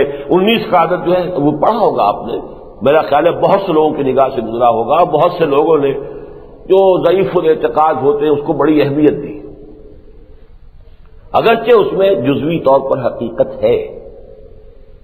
یہ اچھی طرح جان لیجئے، میں نے بارہا بیان کیا ہے، کوئی کفر ایسا نہیں ہے، کوئی شر ایسا نہیں ہے کہ جس میں کوئی نہ کوئی پہلو خیر کا، کوئی نہ کوئی صحت کا پہلو نہ ہو، کوئی نظریہ ایسا نہیں ہو سکتا، اس لیے کہ باطل محض کا تو وجود ہی کوئی نہیں، لہذا کچھ نہ کچھ تو حقیقت ہوتی ہے۔ کچھ نہ کچھ حقیقت تو مارکس کے فلسفے میں بھی ہے، کچھ نہ کچھ حقیقت جو ہے ڈارون کے فلسفے میں بھی ہے، کچھ نہ کچھ حقیقت جو ہے وہ فرائڈ کے فلسفے میں بھی ہے، لیکن اصل مسئلہ ہوتا ہے جب اسے کل بنا لیں۔ اس شخص نے 19 کے عدد کے حوالے سے، چونکہ یہ بہائی تھا، بعد میں معلوم ہوا لوگوں کو کہ بہائی تھا، لیکن بہائی اور ان کے ہاں 19 کا عدد جو ہے بڑا متبرک ہے۔ اس نے 19 کے حوالے سے بات شروع کی۔ کچھ عرصے کے بعد وہی جو میں نے غلام احمد قادیانی کے بارے میں شروع میں کہا تھا کہ جیسے جیسے نشہ چڑھنا شروع ہوتا ہے، اب جب لوگوں کے اندر پذیرائی ہوئی کہ 19 کا ہنسا اور 19 جو ہے اور یہ کمپیوٹر اور میتھمیٹکس نے قرآن کی حقانیت ثابت کر دی، دس از دی کی ورڈ، کی فگر آف قرآن، اب جو نشہ چڑھنا شروع ہوا، اس نے دعویٰ کیا کہ سورہ توبہ کی آخری 2 آیتیں قرآن کی نہیں ہیں، الحاقی ہیں، اس لیے کہ وہ 19 کے عدد میں فٹ نہیں بیٹھ رہی، لہذا 19 کا عدد اپنی جگہ رہے گا، جو اس میں فٹ نہیں بیٹھے گا وہ کاٹ دیا جائے گا۔ اس کے بعد نشہ اور چڑھا، اس نے نبوت کا دعویٰ کیا، پھر کسی مسلمان نے اس کو قتل کر دیا۔ آپ میں سے اکثر کے لوگوں کو یہ معلوم بھی نہیں ہوگا کہ اس نے نبوت کا دعویٰ کیا، وہ قتل بھی کیا جائے، وہ کیفر کردار کو پہنچ بھی چکا ہے۔ تو اس حوالے سے سمجھ لیجئے کہ یہ 30 کا عدد بڑا نہیں ہے۔ نہ معلوم اور کس کس علاقے میں اس قسم کے لوگ پیدا ہوئے ہوں جنہوں نے اتنی اہمیت اختیار نہ کی ہو کہ تاریخ میں ان کا تذکرہ محفوظ رہے، لیکن ایک بات واضح ہو گئی کہ حضور نے فرمایا، پھر یہ بھی کہ اب بہت سے معاملات میں احادیث کے اندر جو عدد آتا ہے ضروری نہیں کہ وہ عین وہی عدد جو ہے مراد ہو، بلکہ کثرت کے لیے بھی کسی عدد کے لفظ کا جو ہے وہ اظہار ہو جاتا ہے۔ تو انہ سیکون من امتی کذابون دجالون ثلاثون کلہم یزعم انہ نبی اللہ، یہ نبوت کا دعویٰ کرنے والے دجال 30 یا بہت کثیر تعداد میں ہوں گے۔ لیکن اب جیسا کہ میں نے عرض کیا، یہ اصل دجالی فتنہ کہتے کسے؟ دجالی فتنہ، عمومی فتنہ دجال کیا ہے؟ خلافت الہی کی بگڑی ہوئی شکل ہے۔ یہ میں نے جو جمعہ ہم نے ادا کیا تھا مینار پاکستان کے سائے میں، وہاں جو تقریر کی تھی شام کو، جمعے کی شام کو، خلافت کی حقیقت، سورہ بقرہ کے 4تھے رکوع میں یہ بات واضح کی گئی ہے۔ اللہ تعالیٰ نے آدم کو پیدا کیا خلیفۃ الارض، خلیفۃ اللہ فی الارض، انی جاعل فی الارض خلیفہ، اور اس کے ضمن میں اسے ایک علم عطا کیا گیا، علم آدم الاسماء کلہا،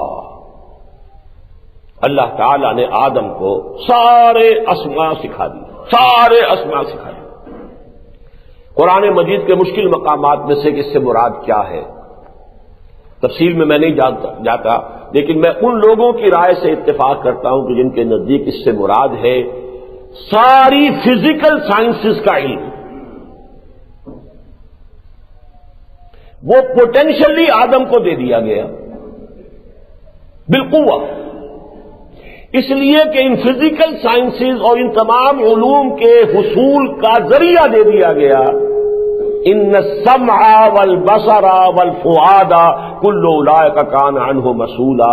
لو آدم تمہیں یہ سماعت بھی دے دی، یہ بصارت بھی دے دی، اور یہاں تمہاری کھوپڑی کے اندر ایک کمپیوٹر بھی رکھ دیا ہے، اب اس کے ذریعے سے علم حاصل کرو۔ یہ علم ہے جو قدم بقدم بڑھتا چلا گیا، اور اس علم کے نتیجے میں انسان نے کائنات کی تسخیر کی ہے۔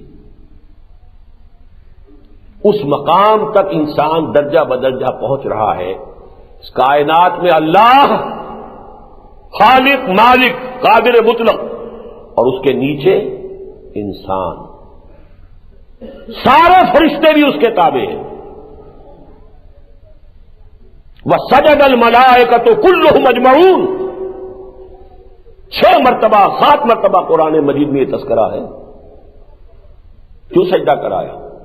جب تسخیر کائنات، جب خلافت اس کو دے دی ہے تو جو ساری سول سروس ہے اس کے تابع ہوگی کہ نہیں ہوگی؟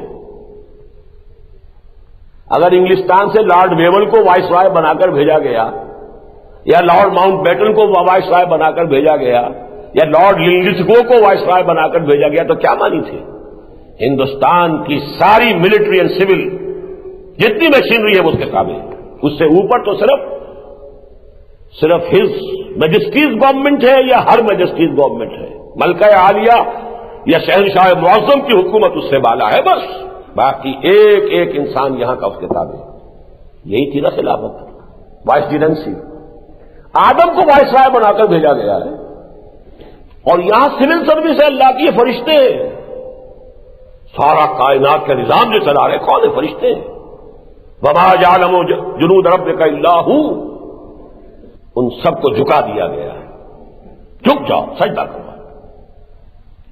وہ تسخیر کائنات ہے جو انسان درجہ بدرجہ کرتا ہوا آج کہاں پہنچ گیا ہے؟ چاند کو اپنے قدموں تلے رون چکا ہے۔ اس سے آگے کی تیاریاں ہیں، کہاں سے کہاں تک۔ علامہ اقبال نے جو نقشہ کھینچا ہے بڑا پیارا نقشہ ہے کہ عروج آدم خاکی سے انجم سہمے جاتے ہیں، کہ یہ ٹوٹا ہوا تارا مہ کامل نہ بن جائے۔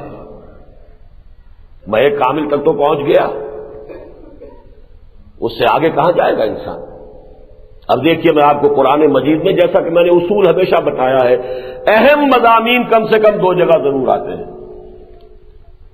2 آیتیں سنا رہا ہوں آپ کو۔ الم تروا ان اللہ سخر لکم ما فی السماوات وما فی الارض۔ قرآن مجید جب کہتا ہے ما فی السماوات وما فی الارض، کل کائنات مراد ہوتی ہے، صرف زمین ہی مسخر نہیں کی گئی، جو کچھ آسمانوں میں ہے، فرشتوں کے لشکر کہاں ہیں؟ سب مسخر ہے۔ یہ ضرور ہے ایک پوٹینشیلٹی کو ایکچویلٹی بننے میں وقت لگتا ہے۔ آم کی گٹھلی سے آم کا درخت وجود میں آ جائے گا، لیکن وقت لگے گا۔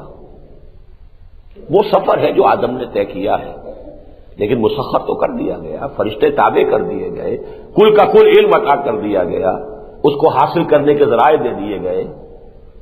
ان السمع والبصر والفؤاد کل اولئک کان عنہ مسئولا۔ الم تروا ان اللہ سخر لکم ما فی السماوات وما فی الارض، سورہ لقمان کی آیت نمبر 20 ہے یہ۔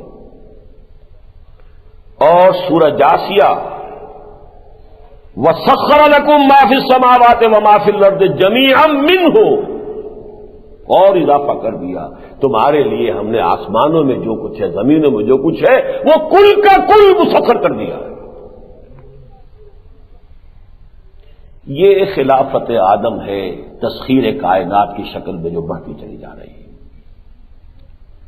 اللہ نے اس کے ساتھ ایک بیلنسنگ فیکٹر دیا تھا۔ سورہ بقرہ کے 4 رکوع کے آخر میں اس کا ذکر ہے۔ دیکھو آدم، تمہیں ہم نے یہ سب کچھ دے دیا، لیکن ایسا نہ ہو کہ تمہارا دماغ پھر جائے، کوئی نشہ چڑھ جائے، بغاوت پر آمادہ ہو جاؤ۔ تو ہم نے ایک دوسرا سلسلہ بھی ہم جاری رکھیں گے، وہی کا سلسلہ جاری رکھیں گے۔ وَإِمَّا يَأْتِيَنَّكُم مِّنِّي هُدًى فَمَن تَبِعَ هُدَايَ فَلَا خَوْفٌ عَلَيْهِمْ وَلَا هُمْ يَحْزَنُونَ وَالَّذِينَ كَفَرُوا وَكَذَّبُوا بِآيَاتِنَا أُولَٰئِكَ أَصْحَابُ النَّارِ هُمْ فِيهَا خَالِدُونَ۔ وحی کا سلسلہ جاری رہے گا۔ جو کوئی بھی ہماری اس وحی کی ہدایت کے تابع رہیں گے، چلتے رہیں گے، چاہے تم آسمانوں پر پہنچ جاؤ، کوئی خرابی نہیں ہوگی۔ لیکن جیسے ہی آج سے تقریباً 300 سال قبل انسان نے وحی کی طرف سے اپنا رخ موڑ لیا، یورپ میں رینائسنس کے بعد ہی explosion of sciences and knowledge ہوا ہے۔ یہی تو 300 برس ہے جس میں انسان نے سارا کچھ یہ حاصل کیا ہے۔ پہلے تو کیڑی کی چال چل رہا تھا آدم، یہ ایک دم جو دوڑا ہے تو یہ تو یہی 200-250 برس ہے، ایک کے بعد ایک، ایک کے بعد ایک، ایک سے ایک نئی ایجاد، نئی سے نئی اختراع، نئی سے نئی جو ہے وہ انکشافات پے بپے ہوتے چلے گئے، ایکسپلوژن۔ بدقسمتی سے اسی موقع پر ہدایت آسمانی سے آنکھ بند کر لی۔ اللہ نے 2 آنکھیں دی تھی، ایک آنکھ تھی وہ علم اسماء کی، ایک آنکھ دی تھی وحی کی، ایک آنکھ بند کر دی۔ وہیں سے یہ کانی دجالی تہذیب شروع ہو گئی۔ اب جتنا کچھ تم نے حاصل کیا یہ تمہاری تباہی اور بربادی کا ذریعہ بنے گا۔ کتنے کتنے ریسورسز آف فوڈ انسان نے دریافت کر لیے، لیکن بھوک ختم نہیں ہوگی۔ ایک بڑی تعداد انسانوں کی، انہیں 2 اسکوائر میلز جو ہے روزانہ نہیں ملیں گے، اس لیے کہ ہدایت سے محروم ہے انسان۔ سائنسی ترقی، ٹیکنالوجی، ایجادات آگے سے آگے بڑھتا چلا جا رہا ہے، ہدایت والا راستہ بند کر لیا۔ یک چشمی تہذیب ہے یہ۔ اس تہذیب کے اندر برا نہ مانیے، ہم سب کے سب غرق ہیں، کوئی کم کوئی زیادہ۔ کوئی بالکل غرق ہو چکا ہے، اس کے سامنے کچھ نہیں، نہ خدا سے کوئی تعلق، نہ آخرت کا کوئی خیال، نہ وحی کا کوئی تعلق، نہ قرآن سے کوئی دلچسپی۔ دنیا اور دنیا کی محنت اور دنیا کا عیش اور دنیا کا ساز و سامان اور دنیا کی سہولتیں، بہت بڑی بات ہے۔ ویلفیئر اسٹیٹ، اجتماعی طور پر بہبود ہونی چاہیے، دنیا میں یہ ہونا چاہیے۔ آخرت کس بلا کا نام ہے، کوئی فکر ہی نہیں۔ اللہ خالق وہ بھی کوئی ہے، ہوگا کوئی، ڈکوسلے ہیں۔ روح بھی کسی شے کا نام ہے، کیا پتا ہے۔ بھائی جسم ہے، جسم کی خیال رکھو، جسم کو پالو، پرورش کرو، اس کے لیے منرلز ہونے چاہیے، وائٹامنز ہونے چاہیے، یہ ہونا چاہیے، وہ ہونا چاہیے۔ روح کس شے کا نام ہے؟ یہ ہے دجالی تہذیب، یک چشم تہذیب۔ کوئی سر کے اوپر سے بھی اس کے پانی گزر چکا، وہ غرق ہے۔ ہم جائزہ لیں گے تو کوئی گھٹنوں تک ہے، کوئی گردن تک ہے۔ اللہ رسول کا نام تو یاد ہے، باقی ساری مساعی، ساری بھاگ دوڑ، ساری دلچسپیاں اس مادے کے لیے، اس دنیا کے لیے، اس جسم کے لیے، اس حیات دنیاوی کے لیے، اس کے سوا کوئی سوچ نہیں، کوئی فکر نہیں، بلکہ کھلم کھلا استہزاء ہے، انکار۔ یہی وجہ ہے، نوٹ کر لیجئے کہ حدیث میں اس دجالی فتنے سے بچاؤ کے لیے سورہ کہف کو علاج بتایا گیا۔ جو شخص سورہ کہف کی تلاوت کرتا رہے گا، اور تلاوت کے معنی وہ نہیں ہے بغیر سمجھے وہ الفاظ پڑھ لینا، سمجھنا، غور کرنا، وہ دجالی فتنے کے اثرات سے محفوظ رہے گا۔ کیوں؟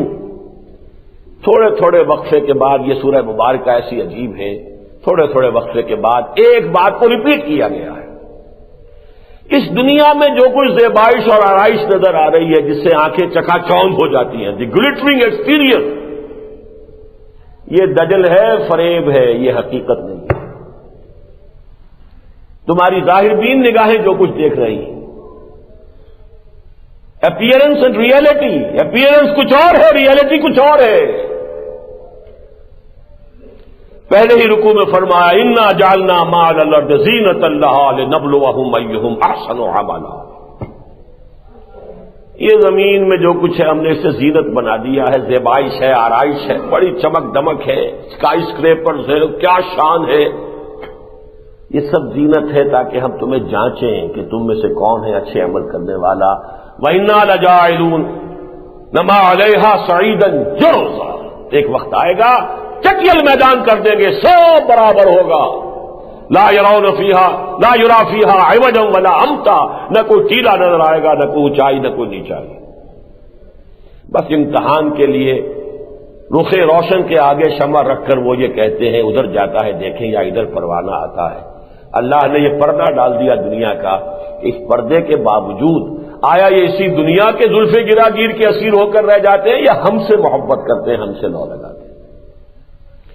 اسی کو آگے فرمایا حضور سے خطاب کر کے وَلَا تَعْدُ عَيْنَاكَ عَنْهُمْ، اے محمد صلی اللہ علیہ وسلم اپنے ان فقیر اور غلام ساتھیوں کی طرف سے نگاہیں نہ پھیریے، یہ کہیں آپ کی عدم توجہی کے شاکی نہ ہو جائیں۔ وَلَا تَعْدُ عَيْنَاكَ عَنْهُمْ تُرِيدُ زِينَةَ الْحَيَاةِ الدُّنْيَا، اس کی تعبیر کافی مشکل ہے، میں صرف جو تعبیر میں سمجھتا ہوں کہ صحیح ہے وہ بیان کر رہا ہوں۔ کہیں ایسا نہ ہو کہ لوگ بھی یہ سمجھے کہ محمد کی نگاہ کے اندر بھی یہی چیزیں جو ہیں ان کی قدر و قیمت ہے، یہ بھی دولت مندوں کی طرف ہی رخیے رکھتے ہیں، غریبوں کو نہیں پوچھتے، یہ مغالطہ نہ ہو جائے۔ وَلَا تَعْدُ عَيْنَاكَ عَنْهُمْ تُرِيدُ زِينَةَ الْحَيَاةِ الدُّنْيَا، اور آگے چلیے المال والبنون زینۃ الحیات الدنیا والباقیات الصالحات خیر عند ربک ثوابا وخیر عملا، یہ اولاد اور یہ مال دولت، یہ مال و دولت دنیا، یہ رشتہ و پیوند ہوتا نے وہم و گما لا الہ الا اللہ، کوئی حقیقت نہیں ہے، باقی رہنے والے تو تمہارے نیک اعمال ہیں اگر ہیں۔ اور آخر میں جو کچھ کہا ہے قُلْ هَلْ نُنَبِّئُكُم بِالْأَخْسَرِينَ أَعْمَالًا الَّذِينَ ضَلَّ سَعْيُهُمْ فِي الْحَيَاةِ الدُّنْيَا وَهُمْ يَحْسَبُونَ أَنَّهُمْ يُحْسِنُونَ صُنْعًا، ہم بتا دیں تمہیں سب سے زیادہ گھاٹے میں کون رہے، بھاگ دوڑ بھی کی، دن رات ایک بھی کیے، مشقتیں بھی جھیلی، پسینے بھی بہائے، لیکن مقصود صرف دنیا رہی تو گھاٹے میں رہ گئے۔ الذین ضل سعیہم فی الحیات الدنیا، جن کی ساری بھاگ دوڑ سعی و جہد دنیاوی زندگی ہی کے اندر بھٹک کر رہ گئی، اس سے آگے ان کا کوئی ہدف ہی نہیں۔ وہم یحسبون انہم یحسنون صنعا، اور خوش ہو رہے ہیں بڑے کامیاب ہو گئے، ہم نے ایک مل کے 2 بنا لیے، 2 کے 3 بنا لیے، میں نے اتنی جائیداد بنا لی، میں نے یہ کر لیا، میں اس جگہ پہنچ گیا، یہ سارا خوش ہو رہے ہیں، ہم بڑے اچھا کام کر رہے ہیں، کامیاب ہو رہے ہیں، حالانکہ ان کی تو ساری سعی و جہد بھٹک کر رہ گئی۔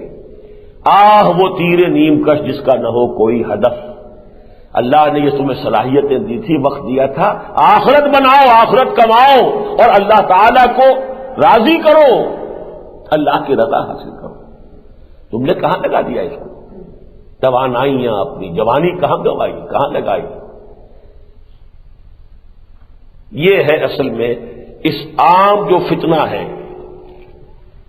فتنہ دجالی، اور اس موضوع پر میں آپ کو بتا دوں کہ بہترین جو ہے بات سورہ کہف کی، گویا کہ ایک حوالے سے وہ مختصر تفسیر بھی کہہ سکتے ہیں، لیکن وہ التذکیر بسورۃ الکہف، یہ ایک کتاب چھپی ہوئی بھی ہے، یہ مولانا مناظر حسن گیلانی رحمۃ اللہ علیہ اس صدی کے آغاز میں ایک ایسے شخص ہوئے ہندوستان میں ان سے بہت متاثر ہوں، میں سمجھتا ہوں کہ وہ جامع معقول و منقول ہے، اور ساتھ ہی ظاہر و باطن دونوں کے اندر کمال حاصل کیا۔ 4 ڈائمینشنز بہت کم لوگوں میں پوری ہوتی ہیں، وہ ہے مناظر حسن گیلانی، انہوں نے کبھی لکھے تھے یہ مضامین، یہ چھپے تھے سلسلے وار، الفرقان جو لکھنؤ سے چھپتا تھا پرچہ، لیکن اب یہ کتابی شکل میں شائع شدہ مل جاتے ہیں، میرے پاس جو نسخہ ہے وہ حیدرآباد دکن کا چھپا ہوا ہے، یہ کہ اگر آپ تلاش کریں گے مل جائے گا کہ سورہ کہف کے مضامین کا اس دجالی تہذیب کے ساتھ کیا تعلق ہے۔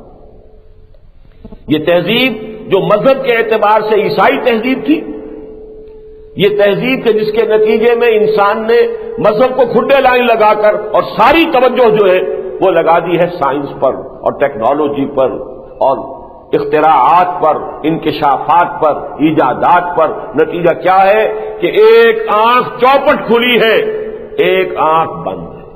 یہ یک چشمی تہذیب بحیثیت مجموعی دجالی فتنہ ہے۔ لیکن آگے چلیے، احادیث سے معلوم ہوتا ہے اس دجالی تہذیب کا ایک کلائمیکس بھی آنے والا ہے ایک شخص معین کی شکل میں۔ وہ انسان ہوگا یا کوئی جن ہوگا، کوئی شیطان ہوگا، کیا ہوگا، اس سے میں بحث نہیں کر رہا۔ اچھی طرح نوٹ کر لیں کہ جیسے ایک اور شخصیت ہے جو سورہ کہف ہی کے اندر جس کا تذکرہ ہوا ہے، عام طور پر جنہیں حضرت خضر کہہ دیا جاتا ہے، حضرت موسیٰ علیہ السلام کا جو معاملہ ہوا اس میں بھی یہی بتایا گیا تھا نا کہ کسی معاملے کا ظاہر اور ہے، باطن اور ہے۔ کشتی ٹوٹ گئی، وہ بیچارے جو تھے جو کشتی ہی سے اپنے روزی کماتے تھے، انہوں نے سمجھا ہوگا ہم پر قیامت آ گئی۔ انہیں کیا پتا تھا کہ اسی وجہ سے کشتی بچ جائے گی، ورنہ بادشاہ نے ضبط کر لینی تھی۔ بظاہر صدمے کی بات ہے، حقیقت میں رحمت خداوندی ہے۔ کسی کا نوجوان بیٹا فوت ہو گیا، وہ تو ماں باپ دھاڑے مار رہے ہوں گے، لیکن یہ کہ انہیں کیا پتا کہ یہ بیٹا سرکش ہونے والا تھا، تمہارے بڑھاپے میں سوہانے روح بننے والا تھا۔ اللہ نے تم پر رحمت کی ہے کہ اسے چھین لیا ہے، اور اس کی جگہ تمہیں اللہ تعالیٰ ایک نیک اور صالح بیٹا دینے والا۔ کیا پتا، ہم تو ظاہر کو دیکھتے ہیں۔ وہ جو سفر حضرت موسیٰ کا ہوا ہے جس کا سورہ کہف میں تذکرہ ہے، وہ کون صاحب تھے جن کے پاس حضرت موسیٰ کو بھیجا گیا، جنہیں ہم حضرت خضر کہہ دیتے ہیں؟ کچھ لوگوں کا خیال ہے کہ وہ کوئی فرشتے ہیں، کچھ لوگوں کا خیال ہے کہ وہ اولیاء اللہ میں سے کسی ولی اللہ کو اللہ تعالیٰ نے لمبی زندگی دے دی ہے۔ بالکل اسی طرح سمجھیے دجال کا معاملہ ہے، وہ دجال اکبر جو آنے والا ہے، جس میں یہ دجالی تہذیب اپنے کلائمیکس کو پہنچے گی، اور وہ مرحلہ ہوگا جبکہ تمام کائنات کی قوتوں پر اس کا قبضہ ہو جائے گا۔ وہ کہے گا بارش برسے اور برسے گی، زمین کو حکم دے گا اپنے خزانے نکال دو، زمین نکال کے خزانے باہر پھینک دے گی، مردوں سے کہے گا اٹھو اور وہ اٹھ جائیں گے، زندہ ہو جائیں گے۔ یہ فتنہ آنے والا ہے، عظیم ترین فتنہ، اہل ایمان کے لیے سخت ترین آزمائش، بہت کم بچ سکیں گے۔ وہ دجال اکبر جو ہے وہ در حقیقت اس دجالی تہذیب کی کلمینیشن، اس کا کلائمیکس، اس کا نقطہ عروج۔ اب وہ انسان ہوگا، شیطان ہوگا، جن ہوگا، واللہ عالم۔ وہ کسی جزیرے میں مقید ہے، جیسے کہ حضرت تمیم داری، یہ ایک عیسائی تھے، ایمان لے آئے، صحابی ہیں رضی اللہ تعالی عنہ۔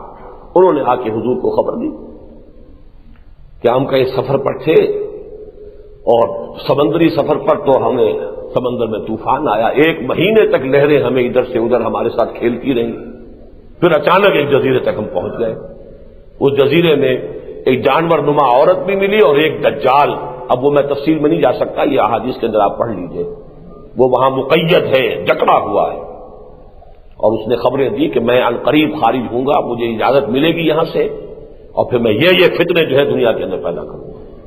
ہو سکتا ہے کہ ایسا ہو، لیکن ایک بات مجھے بتائی ایک عالم دین نے، اور یہ بہت عمدہ بات ہے، کہ ملا علی قاری رحمہ اللہ نے یہ فرمایا ہے کہ یہ بھی عین ممکن ہے کہ یہ عالم مثال کا کوئی کشف انہیں ہوا ہو، اس لیے کہ آج سب سے بڑا خیال یہ ہوتا ہے کہ آج کی دنیا میں تو سارے سمندر چھان مارے لوگوں نے، اب کون سا وہ جزیرہ رہ گیا کہ جہاں کوئی دجال جو ہے وہ مقید ہے؟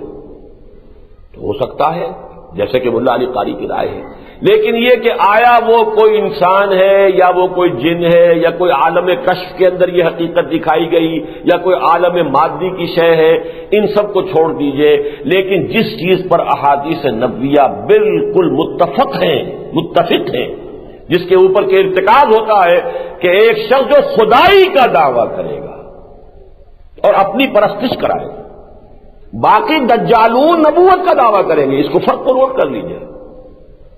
وہ سلاسون کذابون جن کے بارے میں حضور نے فرمایا وہ جو دجال ہوں گے وہ نبوت کا دعویٰ کریں گے، جھوٹے مدعیان نبوت، جن میں اس صدی میں 2 میں نے آپ کو گنوا دیے، غلام احمد قادیانی اور خلیفہ رشاد بہائی، نبوت کا دعویٰ کیا اور قتل بھی ہو چکا۔ لیکن یہ دجال خدائی کا دعویٰ کرے گا، میں خدا ہوں، مجھے پوجو، اور بے شمار اہل ایمان جن کے ایمان مضبوط نہیں ہوں گے وہ کھڑے نہیں رہ سکیں گے۔ یہاں تک آیا ہے کہ ایک شخص ہے جس کے سارے جانور مر گئے ہیں، کوئی دیہاتی ہے، وہ کہے گا میں تمہارے سارے جانور زندہ کر دوں تو مجھے خدا مانو گے؟ کہ مانوں گا، زندہ کر دے گا اور وہ اس کو مان لے گا، اس کے سامنے سجدے میں گر جائے گا۔ جیسے کہے گا تمہارے آباء و اجداد کو زندہ کر کے لا کے کھڑا کر دوں تو مانو گے مجھے کہ میں خدا ہوں؟ اس کے بعد کوئی شیاطین کو لائے گا کہ جو اس کے آباء و اجداد کی شکل اختیار کر کے آ جائیں گے اور وہ شخص سجدے میں گر پڑے گا۔ پوری یوں سمجھیے کہ سخت ترین آزمائش، وہ جو میں نے ابھی شعر پڑھا تھا، رخ روشن کے آگے شمع رکھ کر وہ یہ کہتے ہیں ادھر جاتا ہے دیکھیں یا ادھر پروانہ آتا ہے، یہ مادی ساری قوتیں جب کسی انسان کے ہاتھ میں آ جائیں اور وہ خدائی کا دعویٰ کرے، پھر بھی اگر کوئی انسان قائم رہ جاتا ہے کہ نہیں، اسی لیے حضور نے بڑی تفصیلی اس شخص سے معین کی شکل بتائی ہے، اس کا حلیہ بتایا ہے، اس کے بال گھنگریالے ہوں گے، اس کی ایک آنکھ ہوگی، وہ یک چشمی تہذیب جب ایک شخص سے مشکل کے اندر جب وہ سامنے آئے گی تو وہ ایک چشم ہوگا۔ یہ سارے معاملات پوری آپ نے تفصیل بتائی ہے کہ اے مسلمانوں، اگر تو میرے زمانے میں اس کا خروج ہو گیا تو میں اس سے نبٹ لوں گا، لیکن اگر میرے بعد وہ آیا تو ظاہر بات ہے کہ پھر تم میں سے ہر ایک کو اس کا سامنا کرنا پڑے گا۔ اور بڑے پیارے الفاظ ہیں، واللہ خلیفتی علی کل مسلم، پھر اللہ جو ہے وہی نگہبان ہوگا کہ وہ میرا خلیفہ ہوگا ہر مسلمان کے لیے۔ تو یہ جو ہے دجال اکبر در حقیقت، اس کے بارے میں اچھی طرح سمجھ لیجئے کہ اس کے بارے میں کہ ایک انسان مشکل مشخص وہ انسان ہے یا جن ہے انسانوں کی شکل میں، وہ پہلے سے پیدا شدہ ہے یا بعد میں پیدا ہوگا، جیسے حضرت خضر کی شخصیت ہے جس کے بارے میں کوئی یقین کے ساتھ نہیں کہا جا سکتا کہ وہ فرشتے ہیں یا یہ کہ وہ کوئی انسان ہے، اسی طریقے سے اس کے بارے میں یہ کہنا کہ وہ جن ہے یا انسان ہے یہ مشکل ہے، لیکن یہ کہ یہ عظیم فتنہ دجال اکبر کا ہو کر رہنا ہے۔ ایک اور مسیح کی خبر ہے اور وہ ہے کہ جس کی طرف دنیا کے حالات بڑی تیزی کے ساتھ بہت تیزی کے ساتھ آگے بڑھ رہے ہیں، اور اس کے بارے میں نے اس سے پہلے بھی کچھ نہ کچھ بتایا ہے، آج ذرا اور واقعات کے حوالے سے آپ کو سمجھا دینا چاہتا ہوں۔ عیسائیوں کی روایات، تورات اور انجیل اور احادیث اور قرآن مجید کے اشارات متفق ہے اس چیز پر کہ ایک شخص جھوٹے مسیح کا دعویٰ لے کر سامنے آئے گا۔ مسیح بھی تو اللہ کے نبی تھے نا۔ ایک یہودی اٹھے گا اب وہ دعویٰ کرے گا میں مسیح ہوں۔ میں آپ کے سامنے کئی مرتبہ یہ بات بیان کر چکا ہوں، میری کتاب چھپی ہوئی ہے، اب اس میں یہ بحث موجود ہے، سابقہ اور موجودہ مسلمان امتوں کا ماضی حال اور مستقبل، کہ یہود کے لیے بہت سے انبیاء نے پیشین گوئی کی تھی کہ ایک مسیح آئیں گے اور وہ مسیح تمہیں نجات دلائیں گے۔ وہ مسیح آئے علیہ الصلوۃ والسلام، عیسیٰ ابن مریم، یہودیوں نے ان کو نہیں مانا، انہیں جادوگر قرار دیا، کافر قرار دیا، مرتد قرار دیا، واجب القتل قرار دیا اور اپنے بش پڑ کے سولی پر چڑھا دیا۔ یہ بات دوسری ہے کہ اللہ نے انہیں زندہ اٹھا دیا، لیکن نتیجہ کیا نکلا کہ ابھی ان کے ہاں ایک جگہ خالی ہے۔ وہ پروفیسیز جو تھیں، جیسے نبی میں نے کہا نبا سے بنا ہے، پروفٹ سے پروفیسی بنا ہے۔ پروفٹ کا کام ہے پروفیسی ہے، بنیادی طور پر خبریں دینا۔ وہ پروفیسیز جو ہے وہ ابھی تک موجود ہیں، دی سچویشن از ویکنٹ۔ اور یہ میں آپ کو بتا چکا ہوں بہت تفصیل سے، یہود کی باسی کڑھی میں تقریباً 100 سال پہلے ابال آیا، 2000 سال سے وہ ڈسپرس تھے دنیا کے اندر، ڈایاسپورا جسے کہتے ہیں۔ سن 70 عیسوی میں یروشلم برباد کیا ہے ٹائٹس رومی نے، اور ان کے ٹیمپل کو، ہیکل سلیمانی جو دوسری مرتبہ تعمیر کیا گیا تھا، اس کو مسمار کر دیا، صرف ایک دیوار ویلنگ وال باقی ہے، کچھ نہیں۔ وہاں یہ جاتے ہیں اور روتے ہیں، سر پٹکتے ہیں اپنا۔ لیکن جیسا کہ میں نے شروع میں بھی بتایا تھا، 1897 میں کچھ یہودی جمع ہوئے، ایلڈرز آف دی زائن، کہ بھائی اس طرح بیٹھے رہنے سے کام نہیں بنے، کچھ ہاتھ پاؤں چلانے چاہیے، وہ مسیحا جب آئے گا آ جائے گا، دیکھا جائے گا۔ تھے بھی سیکولر مائنڈڈ لوگ تھے یہ، شاید مسیحا میں پورے طور پہ بلیو بھی نہ کرتے ہو، خالص سیکولر، سود خور اور بینکرز کا ایک طائفہ تھا، یہ جو زائنسٹ جو ایلڈرز تھے، انہی میں سے ایک یہ ہے جو ہمارے عمران خان کا قصر بن گیا ہے، وہی گولڈ سمتھس، بہت پرانا یہودی سود خور خاندان، دی راث چائلڈز۔ ایک ایک ان میں سے ایک ایک چیک 40 بلین ڈالرز کا لکھ سکتا ہے، اتنی دولت ہے ان کے پاس، پوری دنیا کا کنٹرول ہے۔ IMF ہو یا ورلڈ بینک ہو، ان کے ہاتھوں کے اندر ناچنے والی کٹ پتلیاں ہیں، اس کے سوا کچھ نہیں۔ امریکی گورنمنٹ ان کے ہاتھوں میں ہے، اس لیے کہ سب سے بڑی مقروض حکومت جو ہے یونائٹڈ اسٹیٹس آف امریکہ کی ہے۔ امریکہ میں کرنسی کا ایشو اور کنٹرول ان کے ہاتھ میں ہے، گورنمنٹ آف امریکہ کے ہاتھ میں نہیں ہے۔ یہ میں آپ کو بتا چکا ہوں اپنی 13 اکتوبر کی تقریر کے اندر ساری تفاصیل۔ بہرحال زائنسٹ نے کچھ نہ کچھ محنت کی، 20 سال کے بعد 1917 میں بالفور ڈیکلریشن حاصل کر لیا۔ فرنگ کی رگیں جہاں پنجہ یہود میں ہے، یہ علامہ اقبال دیکھ آئے تھے، سن 5 سے سن 8 تک رہے نا یورپ میں، 1905 سے 1908 تک جرمنی میں بھی رہے، انگلستان میں بھی رہے، اور دونوں جگہ دیکھ لیا تھا آپ نے کہ کیا حال ہے، فرنگ کی رگیں جہاں پنجہ یہود میں ہے، لہذا برطانیہ سے بالفور ڈیکلریشن حاصل کر لیا۔ 1948 14 مئی 1948 کو اسرائیل قائم ہو گیا۔ اس وقت تک مذہبی یہودی ابھی بیٹھا ہوا تھا، وہ کوئی کام کرنے کو تیار نہیں تھے۔ جب اسرائیل بن گیا، اور خاص طور پر جب 1967 میں اس نے اپنی حدود بھی وسیع کر لی، پورا سینائی پیننسولا آ گیا، گولان ہائٹس تک جو ہے وہ شام کا حصہ جو ہے، سارا ویسٹ بینک آ گیا، بڑے بڑے رقبے آ گئے۔ اب وہ آنکھ کھلی ان مذہبی یہودیوں کی، وہ بھی رفتہ رفتہ نئے سیٹلمنٹ جو ہوئی ہیں تو ان میں وہ آ کے آباد ہو گئے، اور یہ ان کے مابین اب ایک سٹرگل ہے جو چل رہی ہے، کانفلکٹ ہے جو چل رہا ہے۔ مذہبی یہودی کہتے ہیں کہ ہمیں اپنا گریٹر اسرائیل قائم کرنا ہے، ہر حال میں کرنا ہے، جو نیل سے فرات تک ہوگا۔ یہی وجہ ہے کہ وہ ریزنٹ کر رہے ہیں کہ تم یہ زمینیں واپس کیوں کر رہے ہیں، ہمیں تو اور لینی ہے۔ آخر یہ رابین قتل ہو گیا کہ نہیں ہو گیا؟ یہی مذہبی عیسائی ہے جس کے غصے کا ایک ظہور ہوا تھا، جو وہ شخص گولڈسٹین جو ہے وہ داخل ہوا مسجد خلیل میں، اور اس نے کتنے مسلمانوں کو بھول کر رکھ دیا فجر کی نماز کے وقت۔ یہ وہ ہے یہودی فنڈامنٹلسٹ مذہبی لوگ، یہ کہتے ہیں کہ ہم نے گریٹر اسرائیل قائم کرنا ہے، جبکہ زائنسٹ حکومت اور امریکہ ان دونوں کی پالیسی یہ ہے کہ بھائی تمہیں آم کھانے ہیں کہ پیڑ گننے ہیں۔ ایسا کرتے ہیں کہ پورے عرب ممالک کو، شمالی افریقہ، مغربی ایشیا، اس کو ملا کر ایک اکنامک بلاک بنا لیتے ہیں، جیسے کامن یورپین مارکیٹ ہے۔ اب اس میں پیسہ ان کا ہے، دولت ان کے پاس ہے، تیل ان کا ہے، لیبر ان کی ہے، ٹیکنالوجی، مینجمنٹ، نو ہاؤ سب ہمارے پاس ہے، لہذا ملائی ہم کھائیں گے، مکھن ہم کھائیں گے، پنیر ہم کھائیں گے، کوئی چھاچھ ماچھ، کوئی دودھ، سکمڈ ملک جو ہے وہ ان کو بھی دے دیں گے۔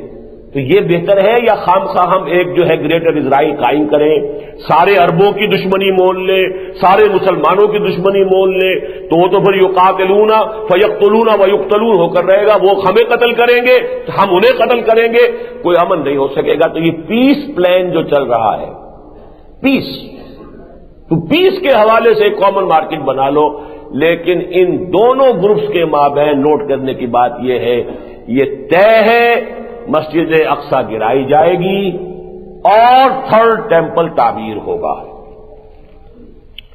میں یہاں آپ کو 2 قول سنا رہا ہوں۔ 14 مئی سن 48 کو اسرائیل قائم ہوا، جون سن 67 میں موشے دایان، وہ کانا، وہ جرنیل، وہ داخل ہوا یروشلم میں، پرانے یروشلم نے فتح کیا، اور اس کے بعد اس کے الفاظ ہیں، we have return to our holiest of holy places, never to leave this place again. ہم آ چکے ہیں اپنی مقدس ترین جگہ پر، اور اب کبھی یہاں سے یہیں سے نہیں نکلیں گے۔ اسی زمانے میں ایک یہودی، نام اس کا اسرائیل ایلڈاڈ ہے، اس سے کسی بڑے صحافی نے انٹرویو لیا، are you going to build your temple? Yes. When will you do it?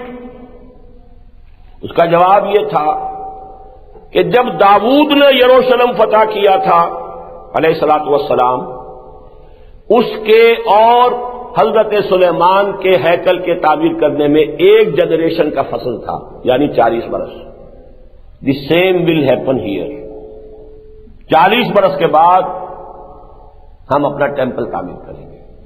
تو یہ کتاب جو ہے دی لیٹ گریٹ پلینٹ ارتھ، ہال لنڈسے اس کا مصنف ہے، 1970 میں چھپی ہے، جس سے میں یہ سارے آپ کو حوالے دے رہا ہوں۔ اس نے وہ لکھتا ہے کہ ایک دم وہ صحافی جو ہے چونک اٹھا، کیا کہہ رہے ہو؟ پھر اس گنبد صخرہ کا کیا ہوگا؟ ڈوم آف دی راک، اس کا کیا بنے گا کہ جو مسلمانوں کی یوں سمجھیے کہ مقدس ترین جگہ ہے اور وہ عین اس کے مرکز میں ہے۔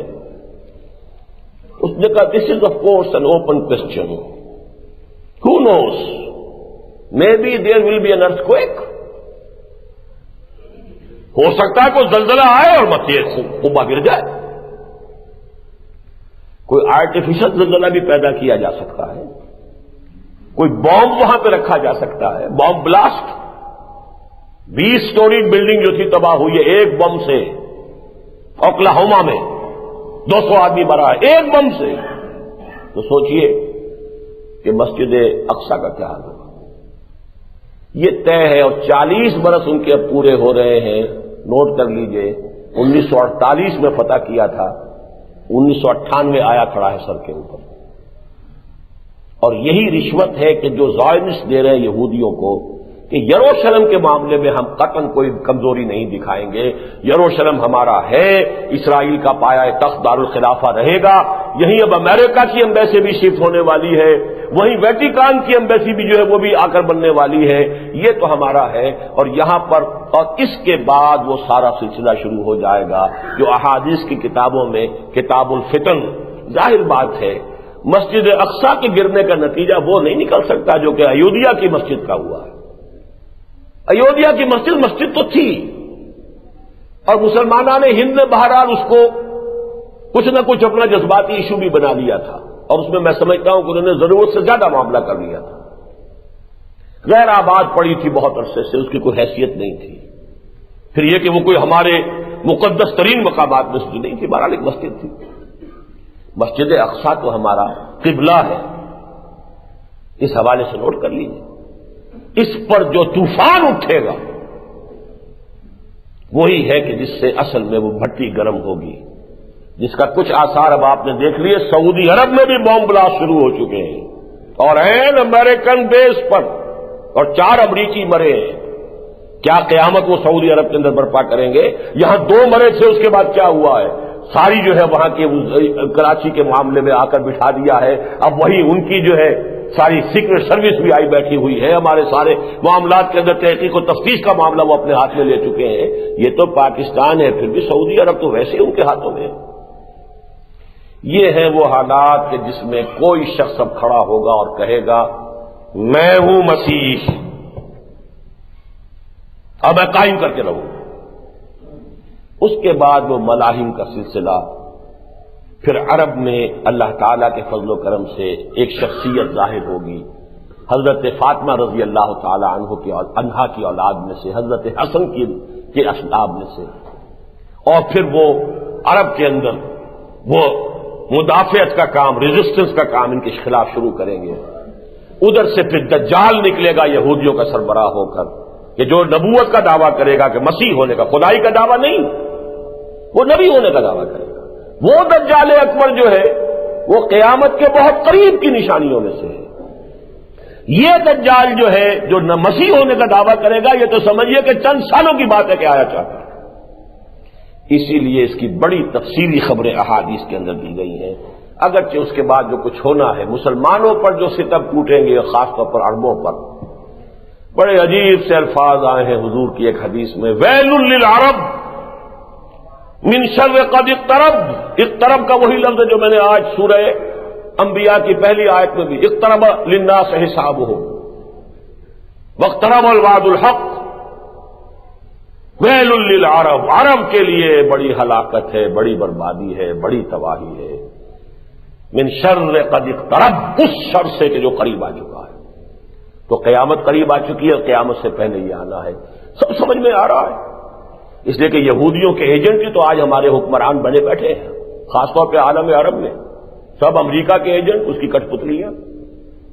مسلمان اگر فنڈامنٹل مسلمان اٹھے گا، اس کی حمیت جوش مارے گی، اس کے اندر جو ہے احتجاج کرے گا، کیا ہوگا؟ سب سے پہلے تو یہی ختم کریں گے، یہی شاہ فہد ہوں گے، ان کی فوجیں ہوں گی، حسنی مبارک ہوں گے، ان کی فوجیں ہوں گی، اور حافظ الاسد ہوں گے، ان کی فوجیں ہوں گی۔ اب اس لسٹ میں اضافہ اور ہو گیا ہے کہ آپ کے یاسر عرفات ہوں گے، ان کی فوجیں ہوں گی۔ یاسر عرفات صاحب جو ہے فلسطین سے بھاگ گئے، اس لیے کہ اندیشہ ہے، انہیں کہہ دیا گیا کہ اب جو فلسطینی لیڈر جو ہیں یہ پی ایل او کے ایک جگہ جمع نہ ہو، اس لیے کہ خطرہ ہے۔ جیسے وہاں ادھر یہودی جو ہے فنڈامنٹلسٹ وہ جاگ چکا ہے، تو ظاہر بات ہے مسلمان فنڈامنٹلسٹ تو پہلے سے ایکٹیو ہے، حماس بھی ہے، حرکت الجہاد بھی ہے، جن کے بہت بڑے لیڈر شقاقی جو ہیں وہ ابھی حال ہی میں شہید ہوئے ہیں۔ بہرحال اس کا جو بھی آنا ہے مسلمانوں پر عذاب، وہ تو آنا ہے، بالخصوص عرب پر، ویل للعرب من شر قد اقترب۔ لیکن اس کے بعد اس کا جو آخری ڈراپ سین ہونا ہے، حضرت مسیح دجال کو قتل کریں گے، ان کی مدد سے اور مشرق سے جانے والی فوجوں کی مدد سے، وہ خراسان ہو یا پاکستان ہو، اللہ کرے کہ وہ پاکستان ہو، کہ یہاں اس سے پہلے وہ خلافت علی منہاج النبوہ کا نظام قائم ہو اور یہاں سے پھر فوجیں چلیں، اور ان کی مدد سے اور حضرت مہدی، پھر یہ جنگیں ہوں گی۔ وہ کتاب الملاحی میں بڑی تفاصیل ہے، ان کی تفصیل میں اس وقت جانا نہیں چاہتا۔